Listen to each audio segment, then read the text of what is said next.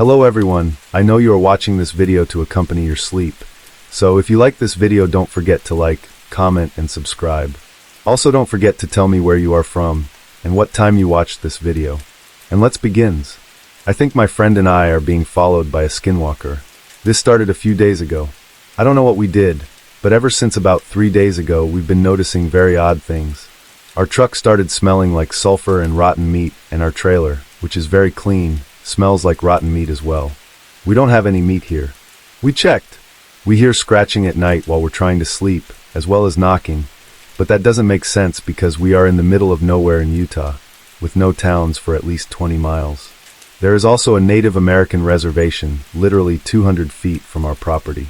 We decided to go looking for it last night. We walked about 2 miles from our truck and started to smell sulfur. Then we both saw a 6 or 7 foot tall silhouette running toward us. We ran right back to the truck, but it wouldn't start. Pretty cliche, I know. I got out, went to the toolbox on the side, grabbed a wrench, and started taking off the intake. I sprayed some ether in and put the intake back on, and it fired up. Needless to say, we peeled out of there. We were doing about 53 miles per hour heading back to our trailer when I looked back and saw that thing still behind us and keeping up. I told my buddy to punch it because it was right behind us. He floored it, but it wouldn't go any faster. It can usually do around 70 to 80, but it wouldn't go past 55. It's a Ford 6.9 IDI with a turbo kit in case anyone was wondering. We eventually made it the mile or so back to our trailer, shut the truck off, and ran inside as fast as we could. We locked the door and covered all the windows with blankets. As soon as I got the last blanket up, there was something tugging at our door and trying to open it, so I went and held the door shut. Then, out of nowhere, the lock started to unlock itself. I tied it in the locked position with a bootlace, grabbed a hammer. It's all I had to defend myself, and waited.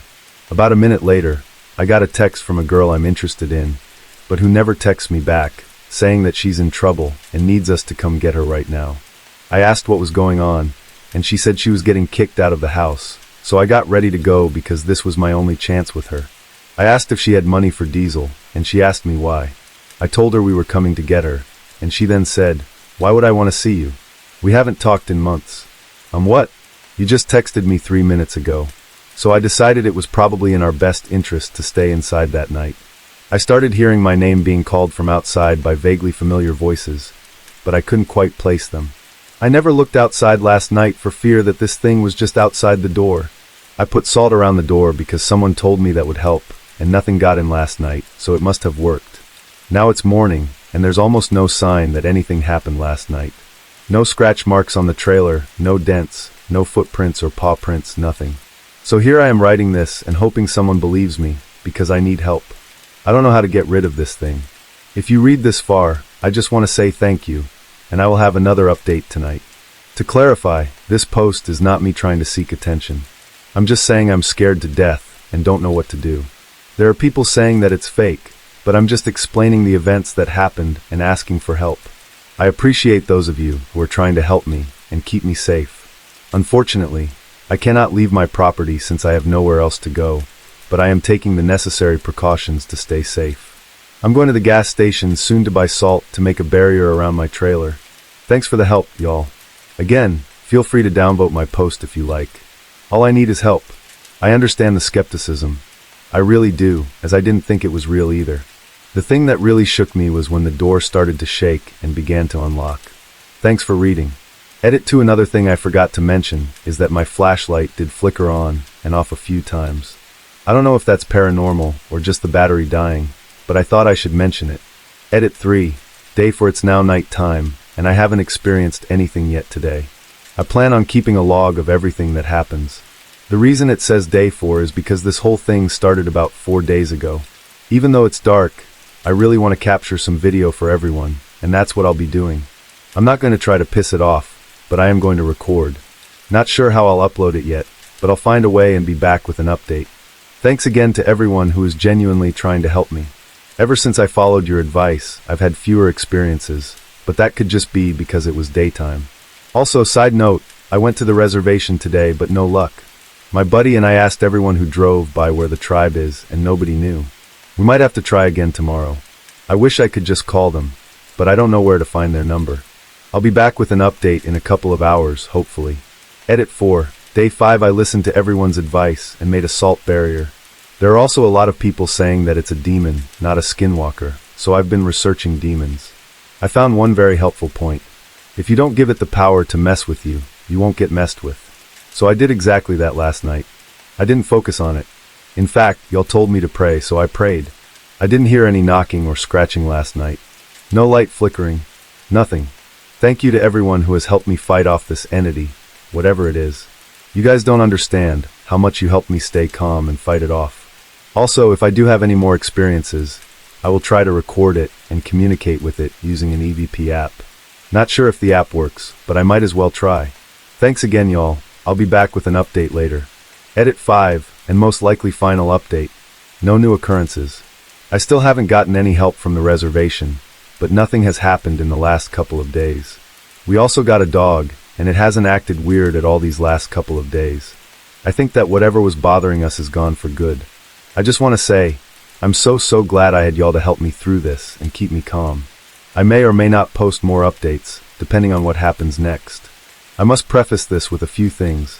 This encounter is second-hand, but it was told to me on multiple occasions by the person who experienced it. I am a natural skeptic and cynic, so I can't say I 100% believe it. However, his telling of the story was simple yet concise, and it never varied between retellings. I've known him for many years, and his advice and input on just about everything are well-reasoned and always helpful, so I'll take his word for it, even if with a grain of salt. Also, keep in mind I am not a seasoned writer. My past and present tenses may get a little jumbled, but I'll keep it as clear and accurate as I can. Now, let's get down to business. My friend, we'll call him Marv, likes to go solitary camping on occasion to be one with nature and experience everything that goes along with that. He's also an avid gun collector and enthusiast. I don't remember exactly when he said this took place, but it was a few years back when he decided to go camping on a whim. He packed his gear and a few guns, a hunting rifle and a .45 sidearm specifically, and headed out into the country onto a vast swath of property owned by a friend of his. He had full permission and the works. This happened near the Kisatchie National Forest in south-central Louisiana. I won't be any more specific than that. Suffice it to say, it's miles and miles of forest and wilderness. He liked to hike in pretty deep and camp at a specific spot he had found on a few previous trips. These details are sparse, as they're not really the meat and potatoes of this encounter. After making his way in, he set up camp in his usual small clearing for the night. Skipping ahead a few hours, it was late afternoon when he heard leaves crunching and twigs snapping. He assumed it was an animal at first and got up from cooking something on the fire to take a look. He gazed in the direction of the noise and saw a man approaching through the trees, still a good many yards away. Marv has described his etiquette for dealing with people in very remote places as always being cautious because more often than not, the people he comes across are armed just like him. He tries to stay friendly while keeping his guard up, always on the lookout for ulterior motives, because you never know what some folks are up to in the middle of nowhere. He'll make small talk with them, find out generally what they're doing if he can, and occasionally share a meal. He's never really met anyone nefarious until this situation, and maybe one other, but that's a whole other ordeal. One thing that set off small alarm bells for him was that he knew he was the only one with permission to be on this property. Secondly, the guy was not dressed for this location at all. He said the man was wearing a white t-shirt, short blue jogging shorts, and white socks and sneakers. Keep in mind, Marv was miles out in the middle of the woods, away from any paths, roads, houses, or anything else. Nobody would casually stroll into that location dressed like that unless they were lost or confused. It was early fall, but not quite cool, very normal for Louisiana, so there were tons of mosquitoes, ticks, and other insects aplenty. You wouldn't want most of your skin exposed if you could help it, especially deep in the woods. I know that all too well from personal experience. Marv assumed something might be off and called out, "Hey there, do you need help or something?" Loudly, definitely loud enough to be heard. The man kept walking forward, staring directly at him. Marv started to feel uneasy, which is unusual for him, because he's typically cool as a cucumber in tense situations. As the man kept closing the distance, Marv stood up and said loudly, "Hey man, can I help you with something or what?" The guy was now about 15 to 20 feet away from Marv, standing at the edge of the clearing and the forest. Looking Marv dead in the eye, the man spoke clearly, "Help me." Marv said he was already starting to get worried at this point, because the way the man said it made it seem like something that didn't quite know how to talk. At least, that was his first impression. It didn't sound right. The man, still unmoving, said, "Help me again." Slightly more emphatic, but only slightly louder. Marv said that's when he picked up on what was really wrong. He noticed the timbre of the voice was more feminine, and actually sounded like a recording being played back. The man's lip and mouth movements weren't matching the words. It was as if he was just opening his mouth, emitting the phrase, then closing it again. Marv asked, "What do you need help with?" Not daring to back up or move at all. The man, still standing motionless, still looking directly at Marv, said, "Help me again," and repeated the phrase another 3 times slowly, but not any louder. Now, completely unsure of what the hell was going on, Marv interrupted him by barking, "All right, you need to go now unless you actually need my help." He continued, loud and firm, "Do you need my help or not?" The man didn't miss a beat. He started up with the "help me again," and made as if to take another step toward Marv. Marv told me he did the only thing that made sense in that moment. He drew his .45 semi-auto pistol and pointed it at the man, telling him again, "You need to go. I don't care what you want." The man grew more animated and agitated, actually starting to say the phrase louder and louder, but he neither stepped closer nor backed away.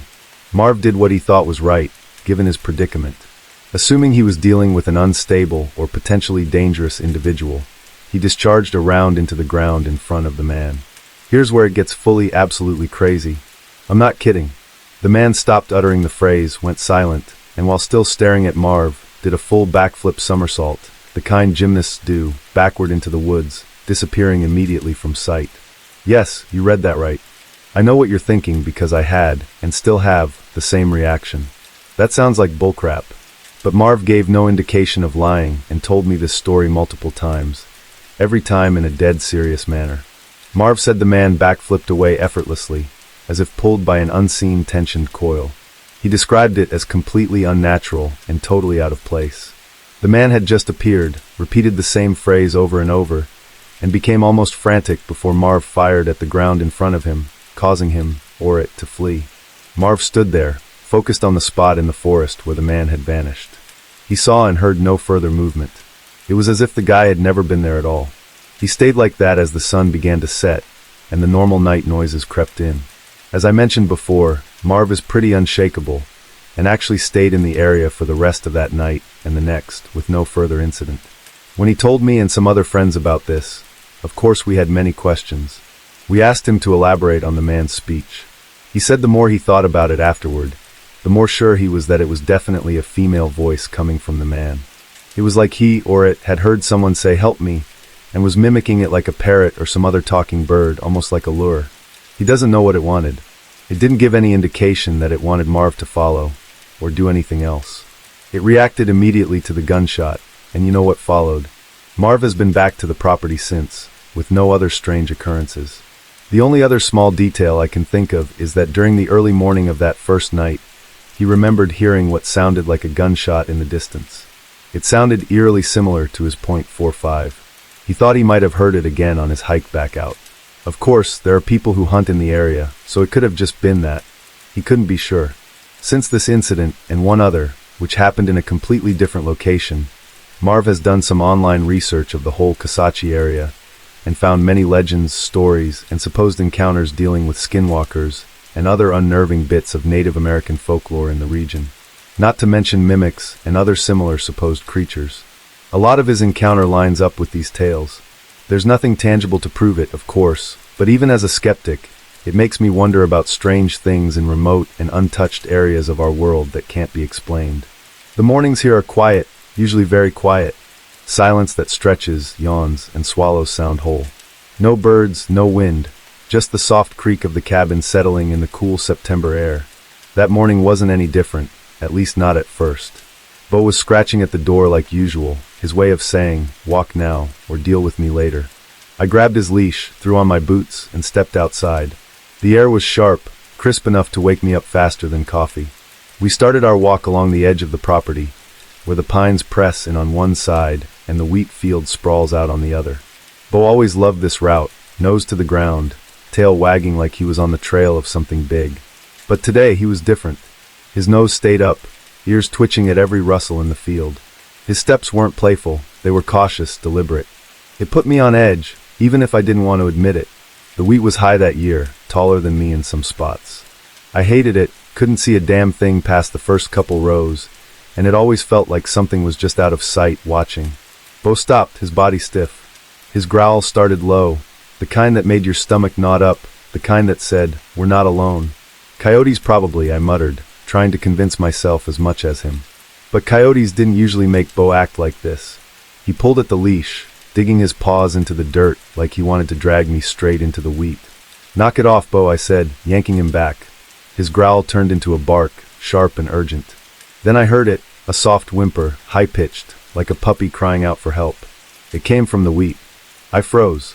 There weren't any dogs around here that I knew of, no neighbors for miles. The sound came again, closer this time. "Probably some stray," I said, though it sounded more like a question. I took a step forward, and Bo went wild, barking and pulling harder than ever. All right, I said, backing up. "We're going." But as I turned to leave, the whimper changed. It stretched, warbled, like a record spinning too slow. And then it was something else entirely. A growl, deep and guttural, vibrating through my chest. Bo lunged at the wheat, his leash cutting into my hand. "Bo, stop!" I shouted, my voice cracking. The wheat rustled, a heavy sound, like something big was moving through it. Not a dog, not a coyote, something bigger. I gripped Bo's leash tighter and pulled, practically dragging him back toward the cabin. The growl followed us, growing louder, sharper, and then it shifted again. This time it sounded human. A scream tore through the air, raw and ragged, like someone was being ripped apart.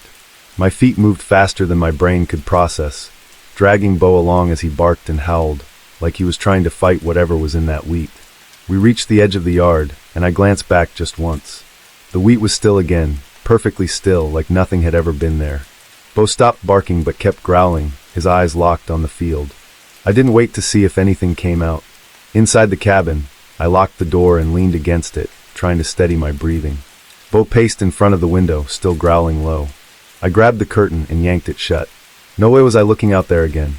That scream, though, it stuck. It didn't sound like an animal, didn't sound like a person either. It sounded wrong, like something trying to sound human, and not quite getting it. That night, as I sat at the kitchen table, Bo curled up at my feet. I thought about the field, about how still it had looked after all that noise. I almost convinced myself it was nothing, just my imagination running wild, just a stray dog or coyote. Then came the tapping on the window, light at first like a bird brushing against the glass, then heavier, deliberate. I didn't move. Bo's head shot up, his ears twitching. He growled low, a sound so deep it rumbled through the floorboards. The tapping stopped. I sat there, every muscle locked up, staring at the curtain like it was going to be ripped off at any second. But nothing happened. The cabin stayed quiet, except for Bo's growl and the faint sound of wind whispering through the wheat. I didn't sleep that night, not even a little. I spent the morning cleaning up the scratches on my front door. Long, jagged marks that ran deep into the wood, like something with claws had tried to get in. Bo sat by the window, watching the tree line, growling under his breath. He hadn't been himself since the day near the wheat, and neither had I. The cabin didn't feel safe anymore. Every creak of the walls, every gust of wind against the glass had me glancing over my shoulder. I needed answers. Something had been out there, and it wasn't leaving anytime soon. I called Walter, my nearest neighbor, if you could call someone living 3 miles down a dirt road a neighbor. He picked up on the third ring, his voice gruff like he'd been expecting bad news. "What's going on, Charlie?" I told him everything. The wheat, the scream, the tapping on the window. I even told him about the claw marks, though I could hear how ridiculous it all sounded as the words tumbled out. He didn't laugh, didn't tell me to get some sleep or lay off the whiskey. Instead, there was a long pause, followed by a quiet, "You need to come by." I packed Bo into the truck and headed over. The drive felt longer than usual, the pine trees pressing in on either side of the road like they were trying to swallow it whole.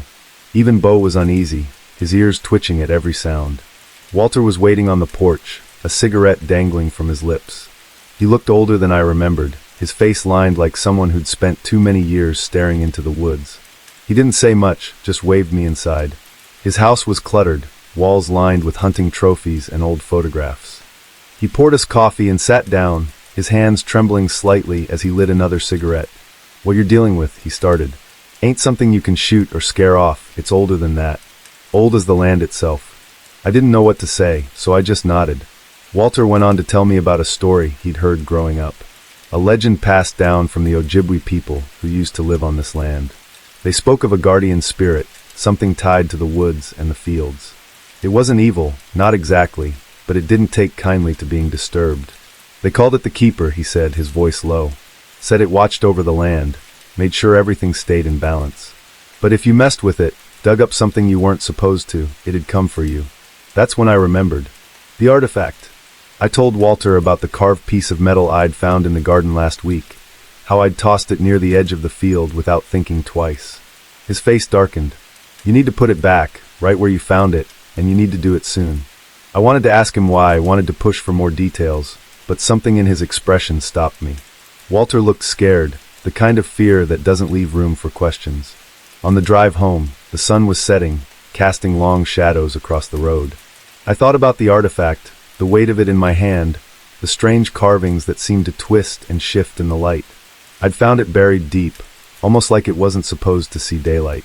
By the time I pulled into the driveway, it was nearly dark. The cabin loomed ahead, its windows glowing faintly against the growing night. Bo bolted out of the truck and ran straight to the porch, his tail down, ears flat. The air felt wrong, too still, too quiet. I grabbed the flashlight and made my way to the spot near the field where I'd left the artifact. The wheat was swaying, though there wasn't any wind. My footsteps crunched against the dirt path, louder than they should have been. The artifact was still there, half buried where I'd tossed it. I crouched down, picking it up gingerly. It felt colder than I remembered, heavier. The carvings on its surface seemed deeper now, more intricate, like they'd grown in my absence. As I stood, a sound carried through the air, a low, rhythmic hum, almost like chanting. It wasn't coming from the house or the woods, it was coming from the field. I turned slowly, shining my flashlight into the wheat. The light barely penetrated the stalks, but the sound grew louder, closer. Bob barked from the porch, a sharp, desperate sound that made me want to run. But I couldn't move. The wheat shifted, parting slightly, just enough to catch a glimpse of something moving within. Tall, too tall, with limbs that bent in ways they shouldn't. The hum turned into a deep, guttural growl that vibrated through the ground. I bolted. The artifact clutched in my hand. I ran back to the cabin with Bao barking wildly at my heels. I slammed the door shut and locked it, leaning against the wood as the sound outside faded. Inside, Bao wouldn't settle. He paced the room, whining and growling at the windows. I set the artifact on the kitchen table, staring at it like it might move on its own. Walter's words echoed in my head. You need to put it back, and you need to do it soon. The chanting outside stopped, replaced by a single, deliberate knock on the door. I didn't sleep, not even for a second. The knock on the door had been deliberate, too deliberate. Whoever, or whatever, was out there wasn't done with me. Bao lay by the door, growling low, his ears flicking at every creak of the cabin. The artifact sat on the kitchen table, cold and silent, as if it was waiting for me to decide what came next. Walter's warning played over and over in my head. I had to put it back, not toss it, not leave it near the edge of the field like I did before, but back where it came from. The problem was, I couldn't even be sure I'd survive the trip. By the time the sun began creeping over the trees, I was already packed. A flashlight, my hunting knife, and a bundle of matches I wasn't sure I'd ever use. Bao whined when I leashed him, but I had no intention of bringing him into the field. He stayed on the porch, pacing and barking as I headed toward the wheat alone. The early light stretched long shadows over the rows of wheat, making the field look taller, denser. Every step I took along the dirt path felt like walking into a trap. The silence wasn't natural, not the kind you hear when the woods are still waking up. This was something else, the kind of quiet that presses down on you, suffocates you. I stopped where I thought I'd dug up the artifact the first time. The wheat swayed around me, though the air was completely still. Clutching the artifact in one hand, I crouched, my knife in the other, and started digging. The ground was cold and stubborn, resisting me at every scrape of the blade. That's when it started again. The sound. A low, rhythmic hum, so deep it felt like it was coming from beneath the ground. I froze, my hands caked with dirt, my heart hammering. The hum built slowly, shifting into something sharp and grating, like metal scraping against bone. The wheat rustled to my left, then to my right. Something was moving, circling, but I couldn't see it. I kept digging, throwing dirt behind me as fast as I could, desperate to finish before whatever was out there decided to come closer. And then it stopped. The sound, the movement, the wheat stood perfectly still. I didn't dare look up. The soil beneath my knife began to soften, almost too easily, as though something below wanted me to hurry. My blade hit something hard, and I realized I'd found the spot. The hole was deeper now, more than enough to bury the artifact, but I hesitated. A part of me felt like putting it back was a trap, like whatever I was dealing with wanted me to finish this for reasons I didn't understand. The wheat shifted behind me, slow, deliberate. I clenched the artifact so tightly the edges dug into my skin. My flashlight flickered, casting long beams that made the shadows stretch and twist. I stood, turning slowly, and finally saw it. It wasn't just one. Tall figures stood just inside the wheat, their forms barely visible between the stalks. They didn't move like they had before, jerky and unnatural. Now their motions were fluid, almost human, but there was nothing human about them. Their limbs were too long, bending in ways that defied reason. And their faces, if they could even be called faces, were pale voids, featureless, except for faint impressions where eyes might have been. They didn't advance. They just watched, their heads tilting in unison, as though waiting for me to act. I dropped the artifact into the hole and shoved the dirt over it, my hands trembling. The hum started again, but it wasn't coming from the ground anymore.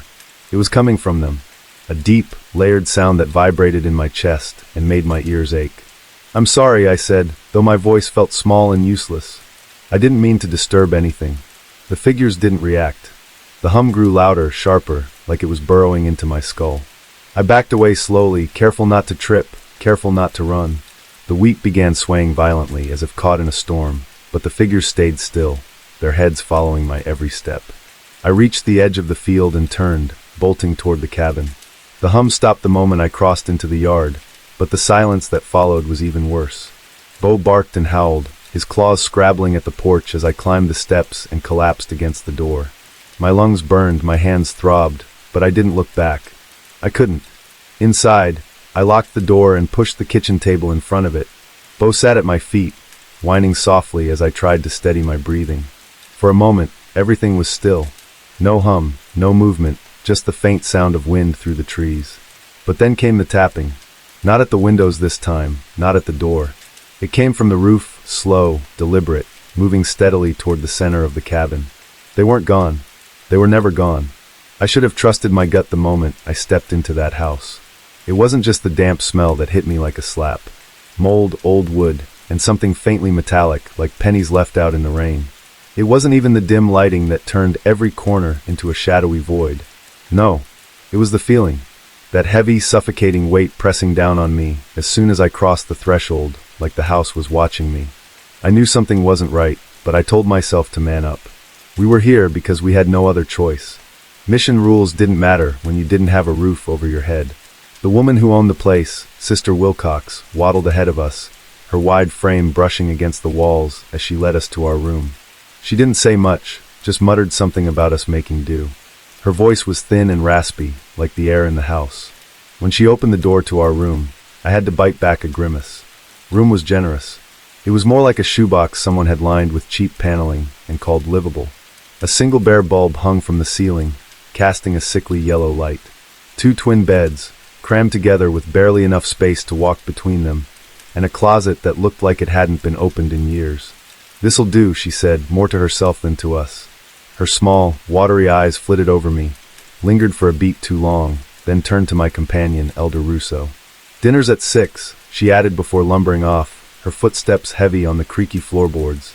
"Cozy," Russo muttered, tossing his bag onto one of the beds. His Italian accent made everything sound less sarcastic than it probably was. I tried to shake off the unease as I unpacked, telling myself this was temporary. Just a few days until the mission office found us another place. But the feeling lingered, a nagging itch I couldn't scratch. The first night, I couldn't sleep. Russo snored softly on the bed next to mine, his steady breathing the only sound in the room. But something kept me awake. Maybe it was the faint creak of the house settling, or the way the shadows in the corner seemed to shift when I wasn't looking directly at them. I stared at the closet door, its faded wood grain catching the light in strange patterns. I don't know how long I lay there, but at some point, I must have dozed off. I woke up to the sound of my name. David. It was a whisper, soft but distinct.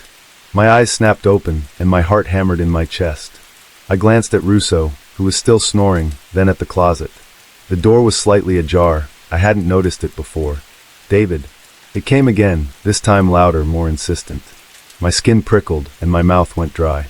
I told myself it had to be my imagination, a leftover thread from a half-remembered dream. But the voice didn't sound like something conjured by my subconscious.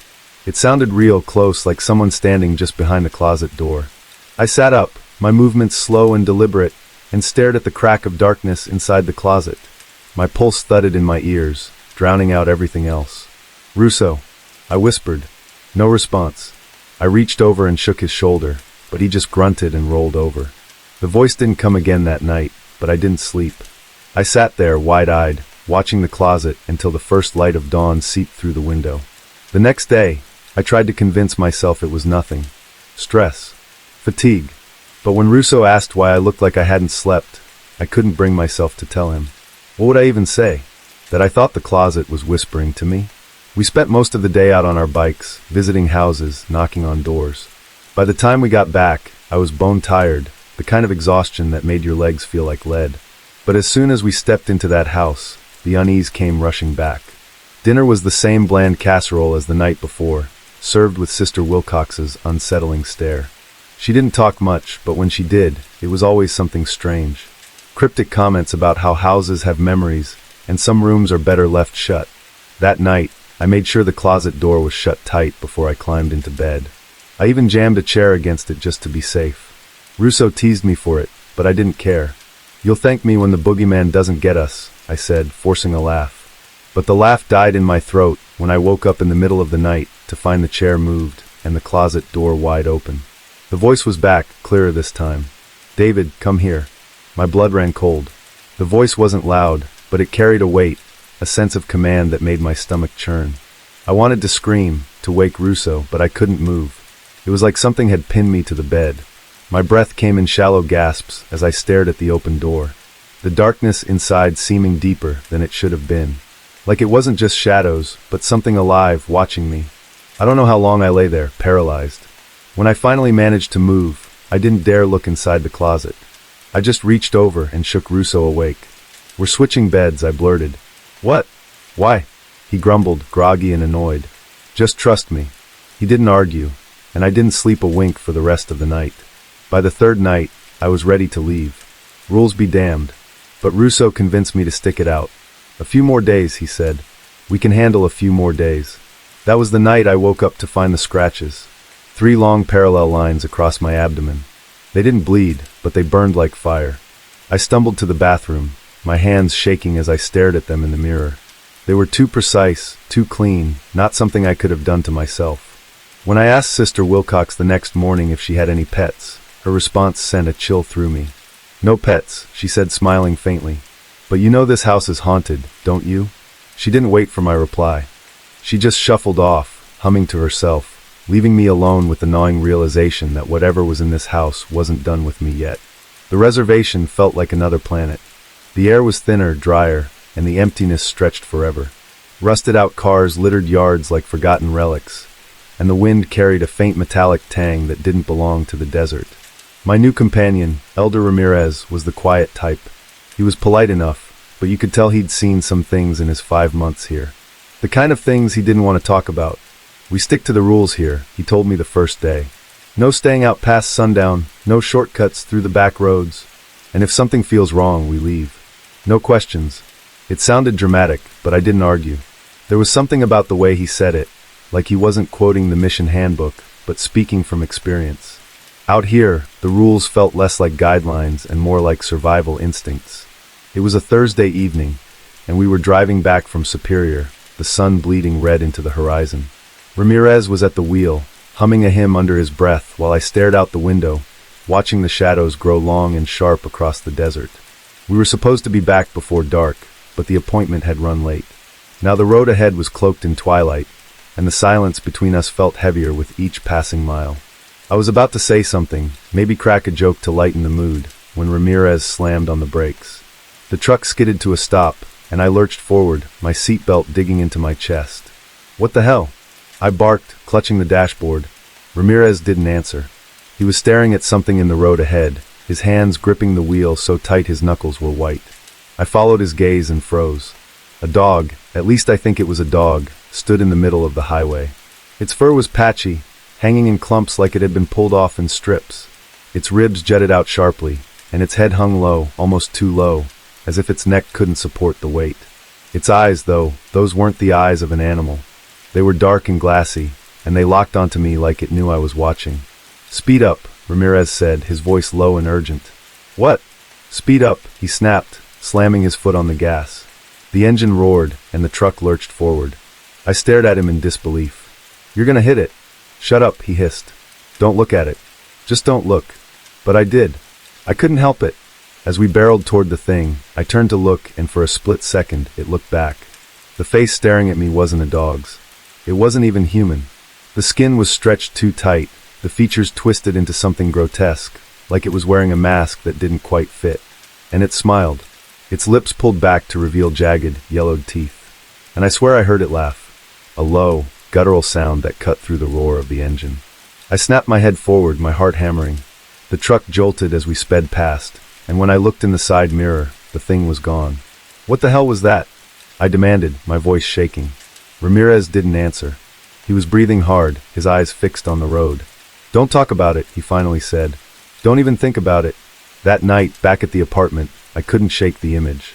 Every time I closed my eyes, I saw that face staring at me, its dark eyes boring into mine. Ramirez barely said a word as we ate dinner, and when the sun dipped below the horizon, he locked every door and window in the place. It seemed excessive, but I didn't argue, not after what I'd seen. It was around 11 p.m. when the knocking started. It was soft at first, just a faint tap-tap-tap on the front door. I froze, my fork halfway to my mouth. Ramirez's head snapped up, his eyes wide. "Don't answer it," he whispered. "What if it's the district leader?" I asked, trying to keep my voice steady. "It's not." The knocking grew louder, more insistent. My skin prickled. I moved toward the door, but Ramirez grabbed my arm, his grip surprisingly strong. "Don't." I shrugged him off. "You're being ridiculous. It's probably just—" He cut me off with a desperate look. "If you open that door, we're dead." Something in his tone stopped me cold. The knocking continued, rhythmic and deliberate, like whoever or whatever was on the other side knew we were listening. And then I heard it. "Elder," a voice called softly. It sounded like our district leader, but something about it was wrong. The tone was off, too flat, like it was reading from a script. "Elder Ramirez? Elder Johnson? It's me." "Open the door." My blood ran cold. Ramirez pulled out his phone and dialed, his hands shaking. After a few tense seconds, someone picked up. "Where are you?" he asked, his voice barely above a whisper. "In bed," came the groggy reply. "Why?" "Send me a picture," Ramirez demanded. "Now." I heard the muffled sound of confusion on the other end, followed by the ding of a text. Ramirez showed me the screen, a photo of our district leader and his companion, time-stamped just a minute earlier. They were in their apartment, 2 hours away. The knocking stopped. I let out a shaky breath, but Ramirez's grip on my arm tightened. "It's not over," he whispered. The silence that followed was worse than the knocking. It pressed against my ears, thick and unnatural. And then faintly I heard it. Breathing. Heavy, labored breathing, just outside the window. I turned slowly, my pulse pounding in my ears. The blinds rattled softly, as if something was brushing against them. Ramirez motioned for me to stay put as he moved toward the window. He peeked through the edge of the blinds and went rigid. His face drained of color, and he stumbled back, his hand clutching the cross around his neck. "What did you see?" I whispered, my voice barely audible. He didn't answer. He just turned to me with a look I'll never forget, pure, unfiltered terror. We didn't sleep that night. We just sat there, backs against the wall, clutching whatever we could find that felt even remotely like a weapon. The silence stretched on, broken only by the occasional shuffle of footsteps outside. And when the sun finally rose, we found the footprints. Large, clawed, and muddy. They led from the front door to the window, then stopped abruptly, as if whatever had been there had vanished into thin air. But I knew it hadn't. Not really. We didn't talk about what happened that night, not at first. Ramirez wouldn't look me in the eye, and I wasn't about to press him. I wasn't even sure I wanted answers. Every instinct I had screamed to forget it, pretend none of it had happened. But how do you ignore muddy claw marks that disappear into nowhere?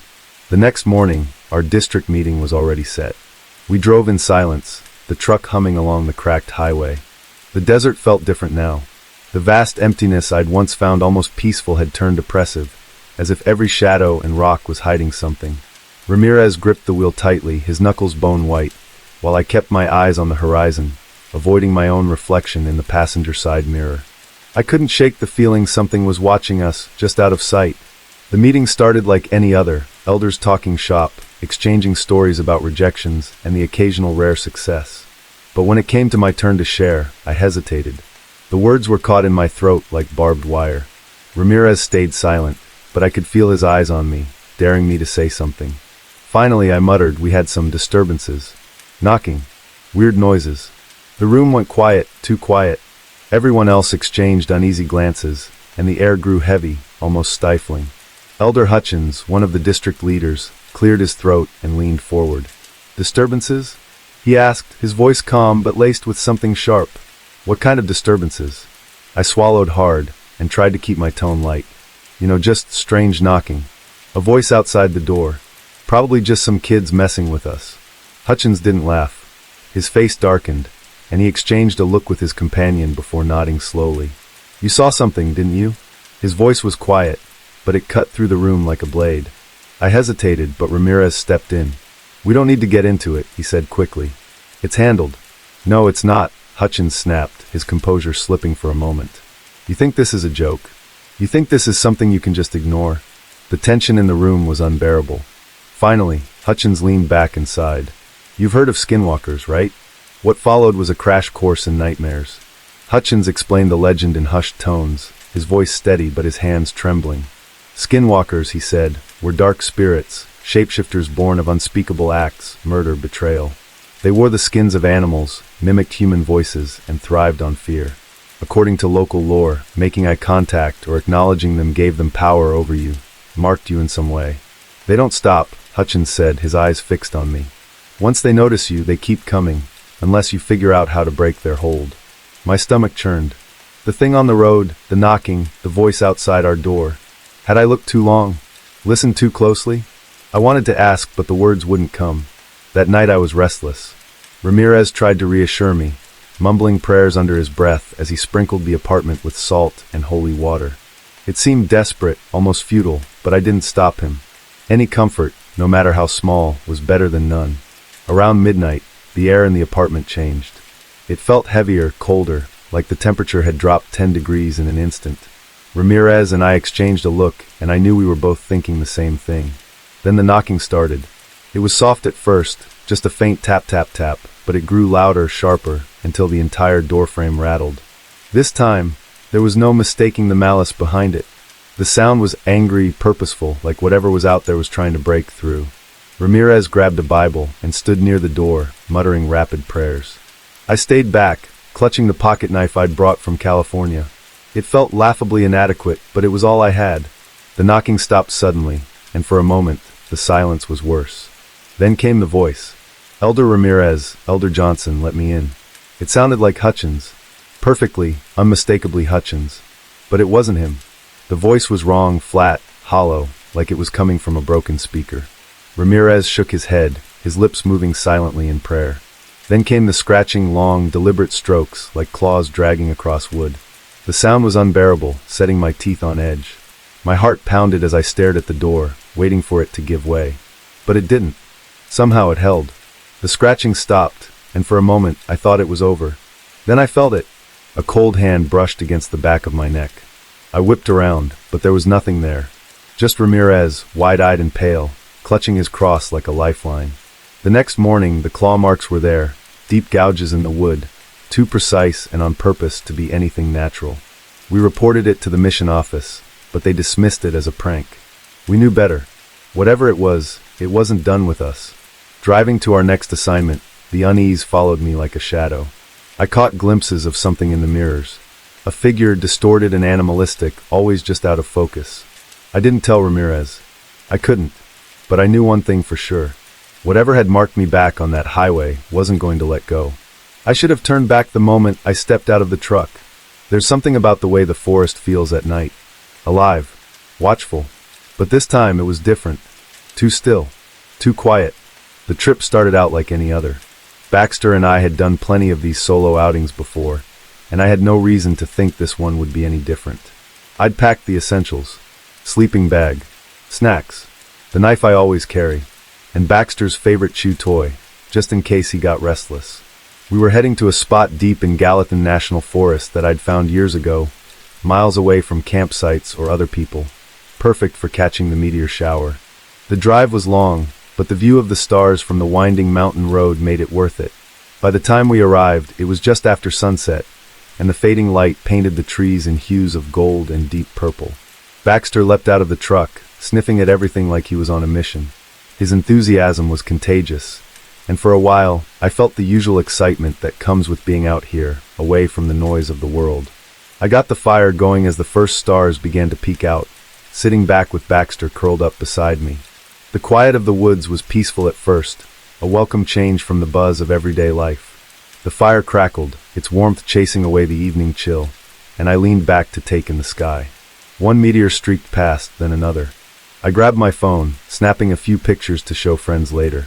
That's when Baxter growled. It was low, almost a rumble, and I felt it in my chest before I fully registered the sound. I glanced down at him, expecting him to be looking at a squirrel or some other harmless animal, but he wasn't. He was staring at the tree line, ears flat, his entire body rigid. "Hey, what's up, bud?" I said softly, trying to calm him down. He didn't look at me. The fire popped loudly, making me jump, and I realized the usual hum of the forest. Crickets, rustling leaves, distant owls had vanished. The silence was so complete it felt suffocating.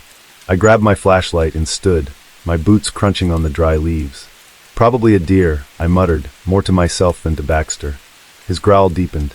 Sweeping the light across the trees, I searched for the source of his unease. Nothing, just shadows and the faint outline of branches swaying in the breeze, but something felt off.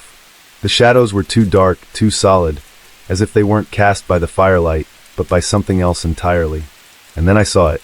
At first, I thought it was just a trick of the light, a tall, thin shape standing perfectly still among the trees. But as I kept the flashlight on it, my stomach dropped. It wasn't a tree. It was a figure, unnaturally tall and gaunt, its limbs too long and its head tilted to the side, almost inquisitively. I froze. Baxter whimpered and backed toward the truck. "Hey," I called out, hoping it was just another camper who'd wandered too close. My voice sounded small, swallowed by the trees. The figure didn't move. I stepped back instinctively, the hair on the back of my neck standing on end. The flashlight shook in my hand as I kept the beam trained on it. That's when its head moved. Slowly, jerkily, like it was figuring out how to move for the first time. The tilt became more exaggerated, almost upside down. And then its eyes, two faint yellowish glows, opened. My breath caught. Those weren't human eyes. They weren't animal eyes either. "Baxter, in the truck," I whispered, my voice trembling. The figure didn't step forward. It slid. No sound. No shift in the undergrowth. 1 second it was 10 feet into the tree line, and the next it was 5 feet closer, its glowing eyes locked on me. "Okay, we're leaving," I muttered, more to myself than to Baxter. I turned and bolted for the truck, Baxter right on my heels. I could hear my own heartbeat pounding in my ears as I fumbled with the keys, dropping them once before finally managing to shove them into the ignition. The truck roared to life, and I slammed it into reverse, spinning the tires as I backed out of the campsite. My headlights swept across the clearing, and for a brief moment, I saw the figure again, standing in the middle of where my fire had been. It hadn't moved like it should have been able to. It was just there. I didn't wait to see what it would do next. The truck skidded onto the dirt road, and I floored it, speeding into the dark. Behind me the clearing vanished, swallowed by the trees, but the silence stayed with me, heavier than ever. Something had followed me out of the woods, and I wasn't sure I'd left it behind. The road felt endless. My hands were gripping the wheel so hard my knuckles were white, and Baxter was curled into the farthest corner of the passenger seat, trembling. Every bump in the road sent shocks through the truck, and every shadow that crossed the headlights felt like it could be it. I tried to convince myself I was just seeing things back there, but my gut wouldn't let me. Something was wrong, and no matter how far I drove, I couldn't drop the feeling it was still there. I glanced at the rearview mirror out of instinct, and my heart stopped. There, in the faint glow of my taillights, it was. The same impossibly tall figure, running, no sprinting. Only it wasn't running like a person. Its limbs were moving wrong, like it had too many joints or none at all, each step covering far more ground than it should have. It moved like a predator, silent, relentless, and impossibly fast. "Oh no, oh no, no, no," I muttered, slamming my foot on the gas. The engine roared as the truck lurched forward, tires spitting gravel. I risked another glance at the mirror.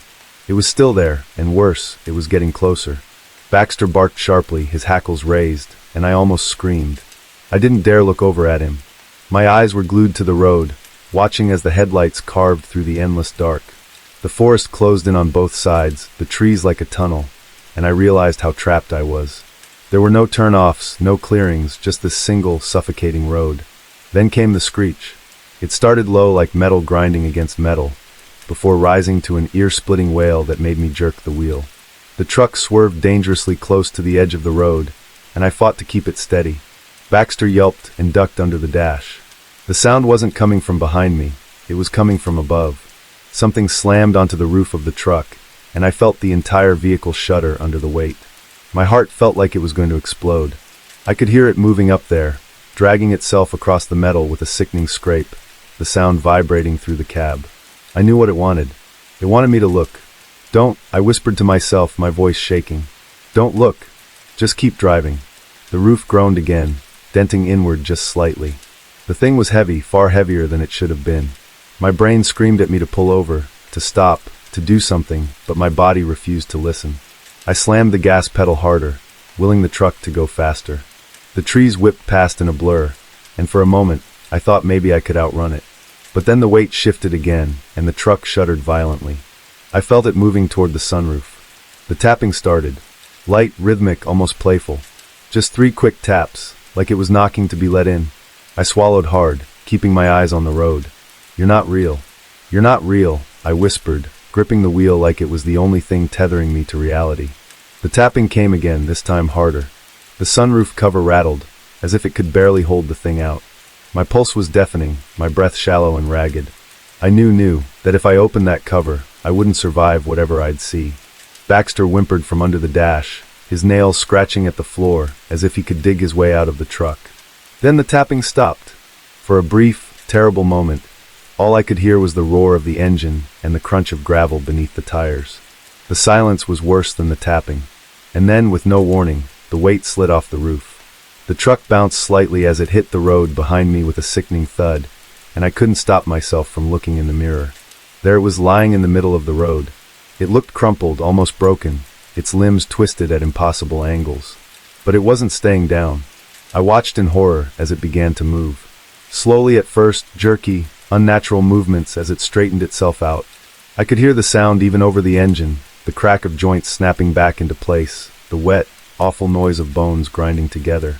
Its head turned toward me, and those glowing yellow eyes locked onto mine through the mirror. "Nope," I said aloud, slamming the gear shift into reverse. The truck fishtailed as I backed away from it, trying to put as much distance as I could between us. The thing stood fully upright now, taller than before, its silhouette blotting out the trees behind it. It didn't run this time. It didn't need to. The scream came again, louder and closer, like it was tearing through my skull. I jammed the truck back into drive and floored it, refusing to look back again. My only thought was to get to the nearest town, the nearest light, anywhere that wasn't here. I drove for what felt like hours, but the forest never seemed to end. Every shadow looked like it was moving. Every sound made me flinch. Baxter stayed under the dash, his whimpers now barely audible over the pounding of my heart.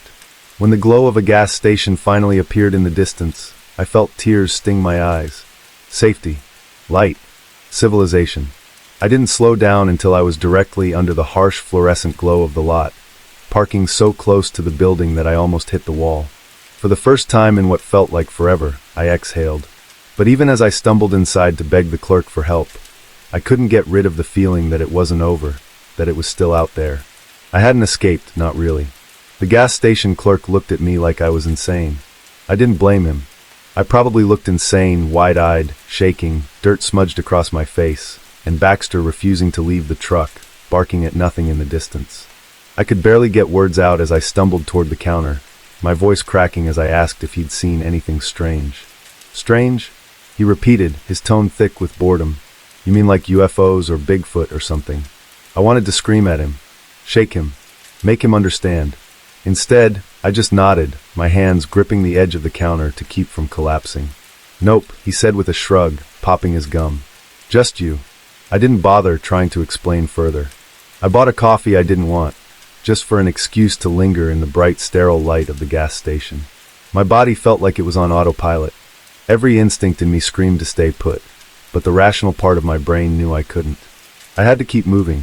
Baxter's barking reached a frantic pitch, and I turned to see him clawing at the window of the truck, his eyes wide and wild. My blood ran cold. He wasn't barking at nothing, he was barking at something. I bolted outside, my eyes scanning the darkness at the edge of the gas station lot. The floodlights only reached so far, and beyond them was the black void of the forest. For a second, I thought I saw movement, something tall and spindly shifting just out of sight, but when I blinked, it was gone. "All right, we're leaving," I muttered, mostly to myself. I climbed into the truck, my heart hammering, and slammed the door shut. I didn't bother looking back as I sped out of the lot, the gas station lights disappearing into the rearview mirror. Baxter had wedged himself into the footwell, trembling, and I kept glancing at him like he might somehow reassure me. He didn't. The road stretched endlessly ahead of me, winding through the forest like a cruel joke. Every shadow seemed to move, every flicker of light in the trees felt like eyes staring back at me. I turned the radio on, desperate for some kind of normalcy, but all I got was static. And then the tapping started again. At first it was faint, just a single tap, like a pebble hitting the glass, then another, and another. I knew better than to look, but my eyes flicked up to the windshield anyway. Nothing. Just the reflection of my own terrified face in the blur of the road. The tapping grew louder, more insistent. It wasn't coming from the windshield, it was coming from the roof. My breath hitched, and I tightened my grip on the wheel, refusing to slow down. "Not real, not real," I whispered to myself, the words more desperate each time. But it was real. I felt the truck shudder as the weight shifted again, the metallic groan of the roof echoing in my ears. Something scraped along the side of the truck, nails or claws dragging across the paint. Baxter whimpered, burying his head in his paws, and I felt the panic rising in my throat. Suddenly I saw it. Standing in the middle of the road, illuminated by my high beams, was the figure. Its limbs were longer now, stretched to impossible proportions, and its head tilted at that sickening angle. Those glowing eyes burned into mine, even from a distance. I slammed the brakes, the truck skidding to a halt. For a moment, everything was still. I didn't breathe, didn't move. And then it smiled. The figure's mouth stretched wide, too wide, the edges curling unnaturally, as if its face wasn't meant to move that way. I screamed. I couldn't help it. My body moved on instinct, slamming the truck into reverse as I floored it. The figure didn't move at first, just stood there grinning. But as soon as my taillights hit it, it dropped to all fours and started crawling toward me. No, not crawling, scuttling. Its limbs moved like a spider's, too fast and too fluid, and it was closing the distance faster than I thought possible. I whipped the truck around and gunned it, gravel flying as I tore down the road. The thing kept pace, darting between the trees, its glowing eyes flickering in and out of view. My chest felt like it was going to burst. I couldn't think, couldn't do anything but drive. The road felt like it would never end, and the shadows kept growing darker, thicker, closing in around me. Finally, I saw the faint glow of a streetlight in the distance. My house. Home. I didn't stop until I reached the driveway, slamming the truck into park and bolting for the door. Baxter was right on my heels, his tail between his legs. Inside, I locked every door and window, turning on every light in the house. My hands were shaking so badly, I could barely hold my phone as I tried to call someone. Anyone. But the signal was still dead. Baxter whimpered from the corner of the room, staring at the window. I didn't want to look, but I couldn't help it. Slowly, I turned my head. There it was, standing at the edge of the yard, just outside the glow of the porch light.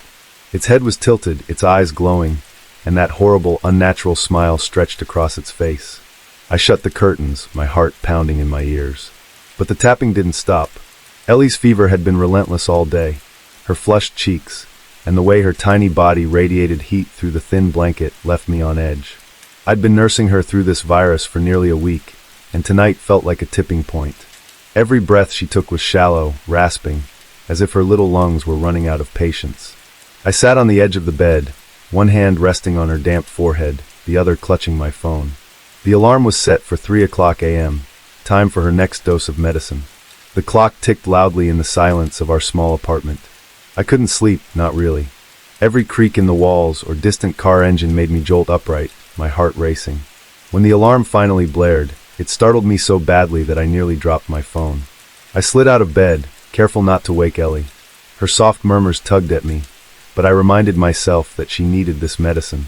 Padding into the kitchen, I squinted against the glow of the overhead light and fumbled through the cabinet for the bottle of liquid Tylenol. That's when I saw it. The light. It wasn't the warm yellow glow of a street lamp or the faint blue flicker of a distant TV. No, this was stark, white, and harsh, cutting through the curtains over the sliding glass door. It cast sharp shadows across the living room, making the edges of furniture look sharper, almost unreal. I froze, the bottle of medicine in my hand, listening. The neighborhood was usually quiet at this hour, but something about that light unsettled me. Slowly I moved toward the door, pulling the curtain aside just enough to peek out. There it was. A car parked at the far edge of the lot, its brights pointed directly into the woods behind the building. The light sliced through the trees, catching on branches and throwing jagged reflections across the ground. I thought maybe someone had just pulled in, maybe dropping off a friend or getting back late. But the car wasn't moving. The engine wasn't running. It just sat there, too still, with its lights bearing down on the forest like it was searching for something. Then I saw the movement. At first it was subtle, just a flicker near the edge of the light. My eyes strained to make sense of it. A shadow? A trick of the headlights? No. It was an animal. Something low to the ground, slinking between the trees. My immediate thought was a fox. They were common enough around here, though this one moved strangely. Its body seemed disjointed, like its limbs were struggling to obey the same command. I leaned closer, pressing my forehead to the cool glass, trying to make out the shape. As it stepped into the light, my stomach twisted. It wasn't a fox, or at least, it wasn't anymore.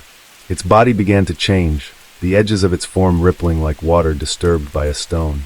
One moment it looked like a small dog, its tail twitching nervously, and then it stretched, growing thinner, taller, until it resembled a cat.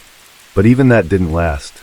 Within seconds, its body collapsed inward, folding unnaturally before emerging as something bulkier, its movements slower, heavier, like a bear dragging itself across the forest floor. I stumbled back from the door, my breath coming in shallow gasps. My mind scrambled for answers, rational explanations. Was it an optical illusion? A shadow cast by swaying branches? But the way it moved, it was wrong, unnatural. My hands were trembling as I edged back toward the glass, compelled by equal parts terror and disbelief. The creature had shifted again, now smaller, rounder, with fur that gleamed under the bright headlights. A raccoon maybe, or something pretending to be one. Its body seemed to shimmer, the edges blurring and reforming, like it couldn't decide what it was supposed to be. That's when I realized my heart was pounding so loudly I could hear it in my ears. I needed to wake Paul. He'd see this. He'd tell me I wasn't losing my mind. But before I could step away, the creature paused. It turned, or at least its body shifted in a way that felt like turning. And though it had no discernible face, I felt its attention.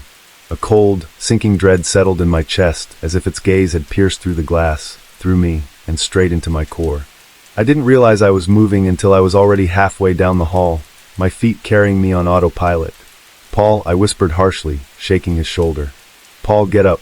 You have to see this." He groaned, groggy and annoyed, but I didn't have time for his protests.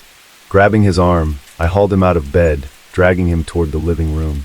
My hands wouldn't stop shaking, and the words spilling out of me didn't make any sense. Something about headlights, the woods, the creature. By the time we reached the door, the light outside felt even brighter, harsher. I didn't want to look, but I had to.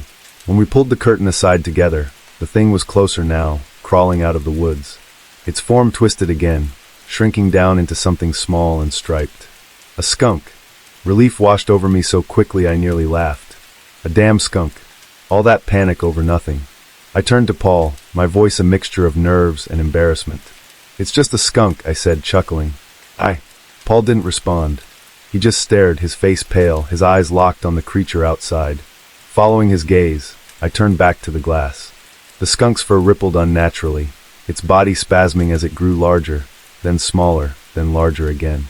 Its tail disappeared, its legs elongated, and in one horrifying moment, it looked almost human, crawling on all fours, with patches of fur and exposed skin hanging from its limbs like tattered fabric. I couldn't breathe. I couldn't move. All I could do was stare as the creature fell apart and rebuilt itself, over and over, right there under the light. Paul stared at the creature, his face slack with disbelief. His usual gruff confidence, the one that usually annoyed me, was gone. I clutched his arm tightly, afraid to look away, but more afraid not to. The thing outside moved with a jerky, unnatural rhythm, like its joints weren't hinged correctly. It paused under the glow of the headlights, shivering, shifting. My stomach twisted as it began to change again.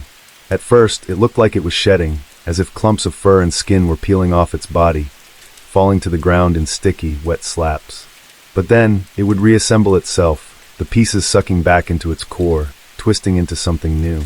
It stretched upward, its limbs unnaturally long, its back arched at an impossible angle. For a moment, it stood there swaying, and I swore it looked like a person.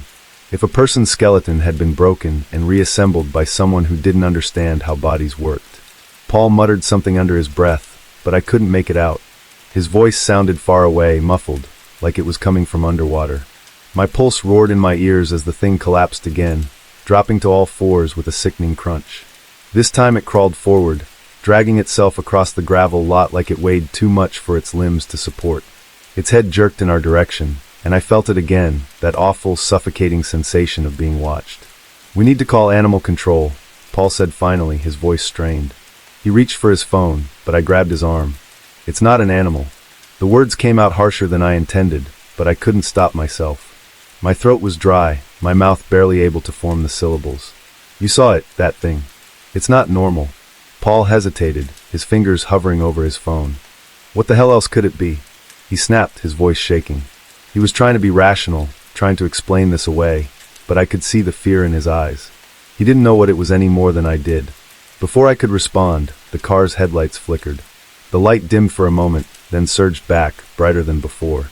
The creature froze mid-crawl, its head twitching to the side, almost like it was listening to something. Then, without warning, the headlights cut off completely. Darkness swallowed the parking lot, and with it the creature disappeared. I grabbed Paul's arm, my nails digging into his skin. "Turn on the porch light," I hissed. "Now." He fumbled for the switch, and the small bulb over the sliding door sputtered to life, casting a pale, weak glow over the deck. It wasn't much, but it was enough to see the edge of the lot and the first few feet of the woods. Enough to see that the thing was gone.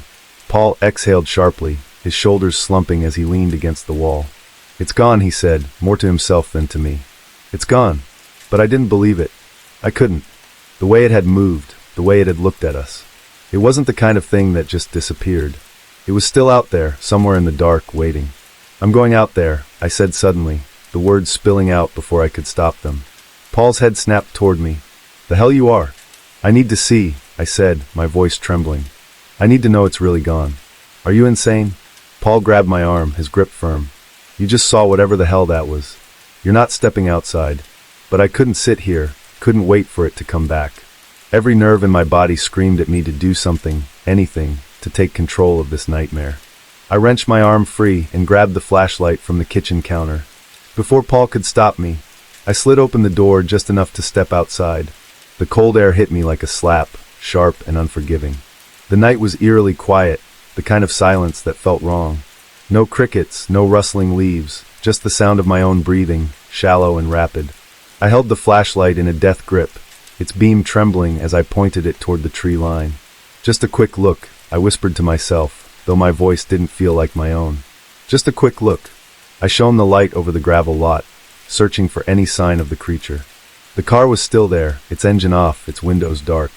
The ground where the thing had been crawling was empty, but the gravel looked disturbed, like something heavy had dragged itself through it. As I inched closer to the edge of the deck, I heard it. A faint, wet sound like something being dragged through mud. My flashlight flickered, the beam sputtering weakly, and for a moment, I thought I saw movement in the shadows. A shape, low to the ground, scuttling just out of reach of the light. My heart raced as I stepped back, nearly tripping over the doorframe. I slammed the sliding door shut and locked it, my hands shaking so badly I could barely turn the latch. "What did you see?" Paul asked, his voice sharp with urgency. "Nothing," I lied, my voice barely above a whisper. "It's gone." But I didn't believe it. Not for a second. I couldn't sleep. Every time I closed my eyes, I saw it. The creature, its body twisting and tearing apart, only to reform into something even more unnatural. Paul had managed to drift off eventually, his steady breathing an unwelcome reminder of his ability to compartmentalize. I, on the other hand, was wide awake, perched on the couch with a blanket draped over my shoulders, and the flashlight clutched in my lap like a lifeline. The clock on the microwave glowed faintly in the dark. 2:45 a.m., 15 minutes until the time it all started last night. I stared at the sliding door, my breath fogging the glass as I leaned closer, trying to peer into the darkness beyond. The porch light was still on, casting a weak, uneven glow over the deck. Beyond that was an impenetrable wall of black. I hadn't told Paul about the sound I heard, that horrible wet dragging noise. I didn't need to. It had echoed in my head all night, a sound so unnatural it felt like it had been burned into my brain. I thought about Ellie, asleep in her bed down the hall, and my stomach clenched. What if it came back? What if it was already here, watching? By the time the clock clicked over to 3 a.m., my nerves were frayed. I told myself I was being paranoid, that I was letting fear get the better of me. But deep down, I knew better. I could feel it. The same oppressive, suffocating presence I'd felt the night before. The air seemed heavier, thicker, as if the apartment itself was holding its breath. And then there it was, a faint glow flickering through the curtains. I froze, my grip tightening on the flashlight. It wasn't the car this time. The light wasn't steady or bright. It pulsed, dim and irregular, like the dying glow of a firefly. Slowly I rose from the couch, every muscle in my body screaming at me to sit back down, to pretend I hadn't seen it. But my legs moved on their own, carrying me toward the sliding door. I pressed my face to the glass, squinting into the night. At first, I saw nothing. The glow had vanished, leaving only the weak light of the porch bulb to illuminate the deck. But then, just at the edge of the woods, something shifted. A shadow, darker than the night around it, moved. My breath hitched as the shape emerged slowly, deliberately. It was the creature. It hadn't left. This time, its movements were different, more purposeful, as if it had finally decided what it wanted to be. It crawled on all fours, its body stretched and hunched, its skin rippling like water. The weak light from the porch caught its face, or what should have been a face. Instead, there was only a smooth, featureless expanse, blank and unfeeling. It stopped at the edge of the deck, its head tilting upward as if it were looking directly at me. My legs turned to jelly, and I stumbled backward, clutching the edge of the couch for support. The flashlight slipped from my hands, clattering to the floor and rolling under the coffee table. No, I whispered, the word barely audible over the pounding of my heart. This isn't real. This can't be real. The thing began to move again, its limbs jerking unnaturally as it crawled onto the deck. The boards creaked under its weight, each step slow and deliberate. My stomach churned as I watched it shift once more, its body folding in on itself, collapsing into a pile of limbs and fur. When it reassembled, it was smaller, more compact, but no less horrifying. It looked almost human, its arms too long, its legs bending backward at the knees. The porch light flickered, casting the creature into momentary darkness. When the light returned, it was closer. I wanted to scream, to wake Paul, to grab Ellie and run, but I couldn't move. My body refused to obey. All I could do was watch as the thing pressed one long, gnarled hand against the glass. Its fingers splayed, leaving behind a wet, smeared print that dripped slowly down the surface. Then it leaned forward, its head tilting to the side, and though it had no eyes, I knew it was staring at me. I felt it, deep in my chest, a suffocating weight that threatened to crush the air from my lungs. From down the hall, Ellie's small voice broke the silence. "Mommy?" The sound shattered whatever trance I'd been under. I turned and bolted, my feet slipping on the hardwood as I raced toward her room. She was standing in the doorway, clutching her stuffed rabbit, her cheeks flushed with fever. "It's here," she said softly, her voice eerily calm. "It's looking for you." I scooped her up, her small body hot against mine, and ran back to the living room. The sliding door was empty now, the deck bare, but the wet smear on the glass remained, a grotesque reminder that it had been there.